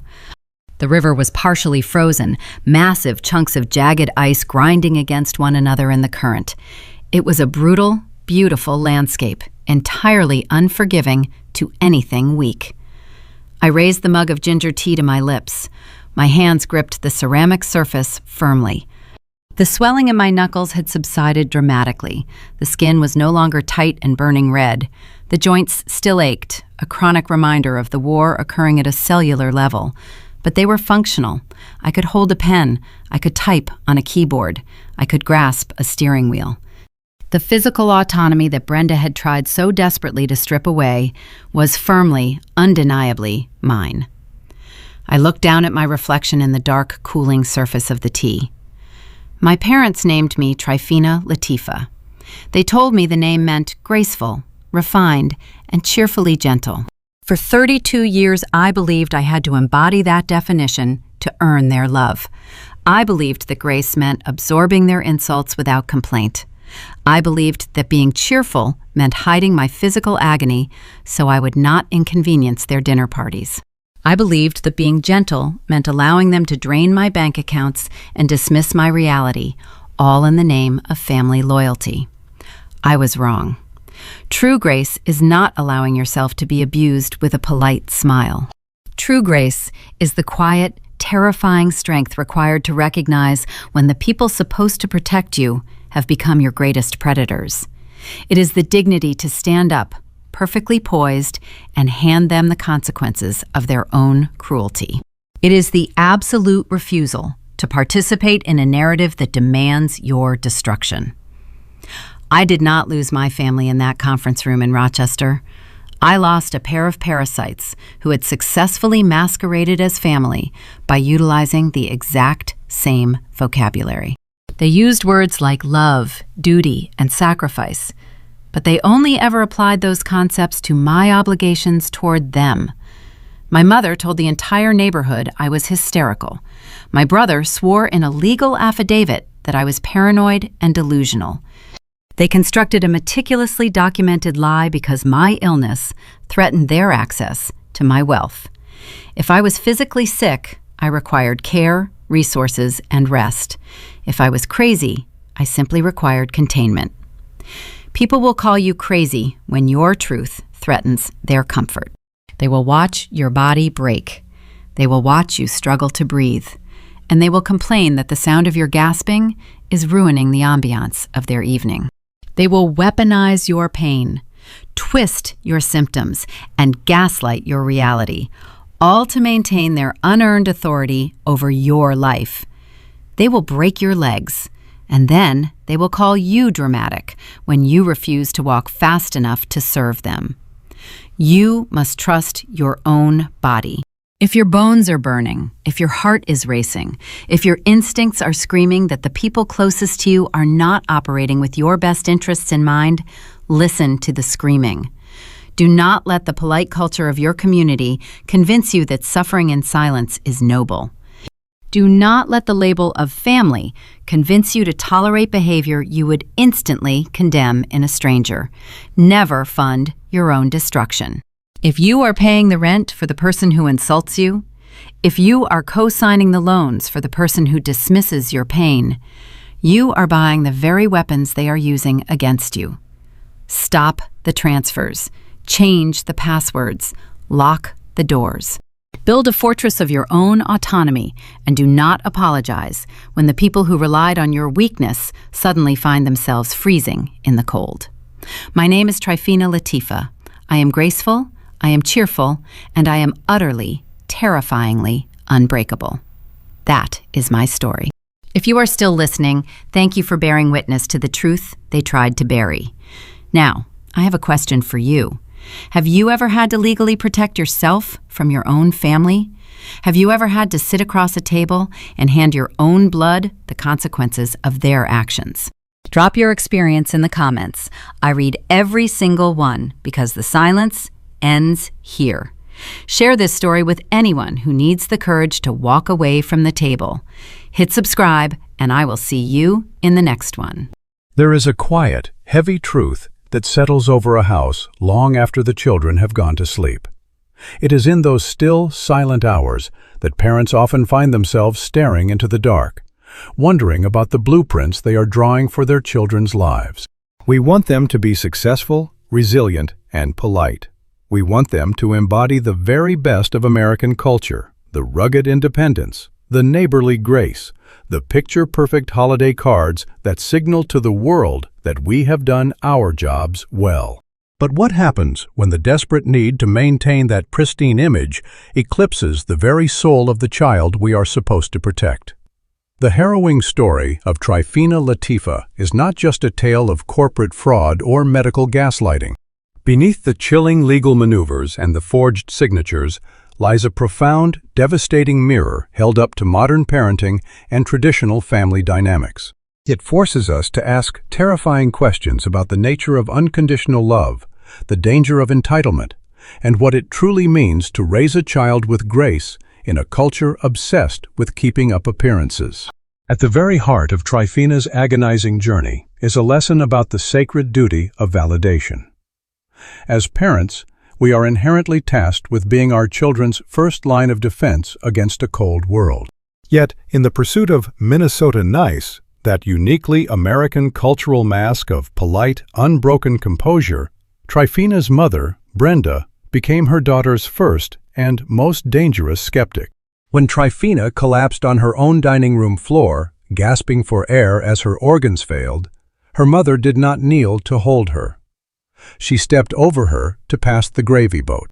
She labeled her daughter's agonizing physical reality as theatrical anxiety, simply because a severe, messy illness was socially inconvenient.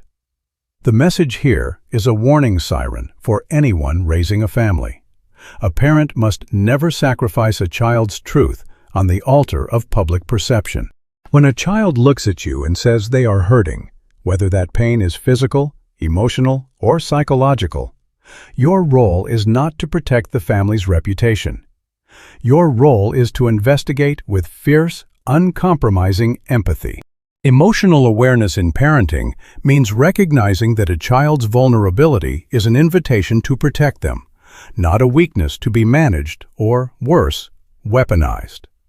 If we dismiss their pain to keep our social circles comfortable, we do not just lose their trust, we run the risk of breaking them entirely. But Brenda's failures did not end with Tryphena. They were equally, if differently, manifested in her son, Harrison. The stark contrast between Tryphena, a self-made woman who built a digital empire through sheer grit, and her brother, who lived rent-free and attempted to legally steal her life's work, is a masterclass in the failures of moral education. We often talk about giving our children everything we never had, shielding them from the harsh consequences of the world. But Harrison's upbringing shielded him so completely from accountability that it crippled his character. He was raised to feel entitled to the fruits of another person's labor. By covering for his failures and funding his endless empty pursuits, his mother did not raise a strong, independent man. She cultivated a parasite. As we guide our children toward the future, we must remember that future orientation is not merely about pushing them toward professional prestige or financial wealth. It is about instilling a bedrock of fairness, integrity, and self-sufficiency.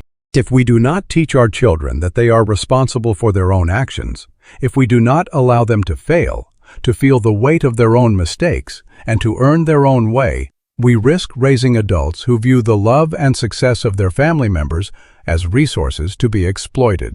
This brings us to the most uncomfortable realization within Tryphena's story, the dark side of traditional family structures when trust is entirely eradicated. We are taught that family is a safe harbor, a permanent sanctuary where love is unconditional.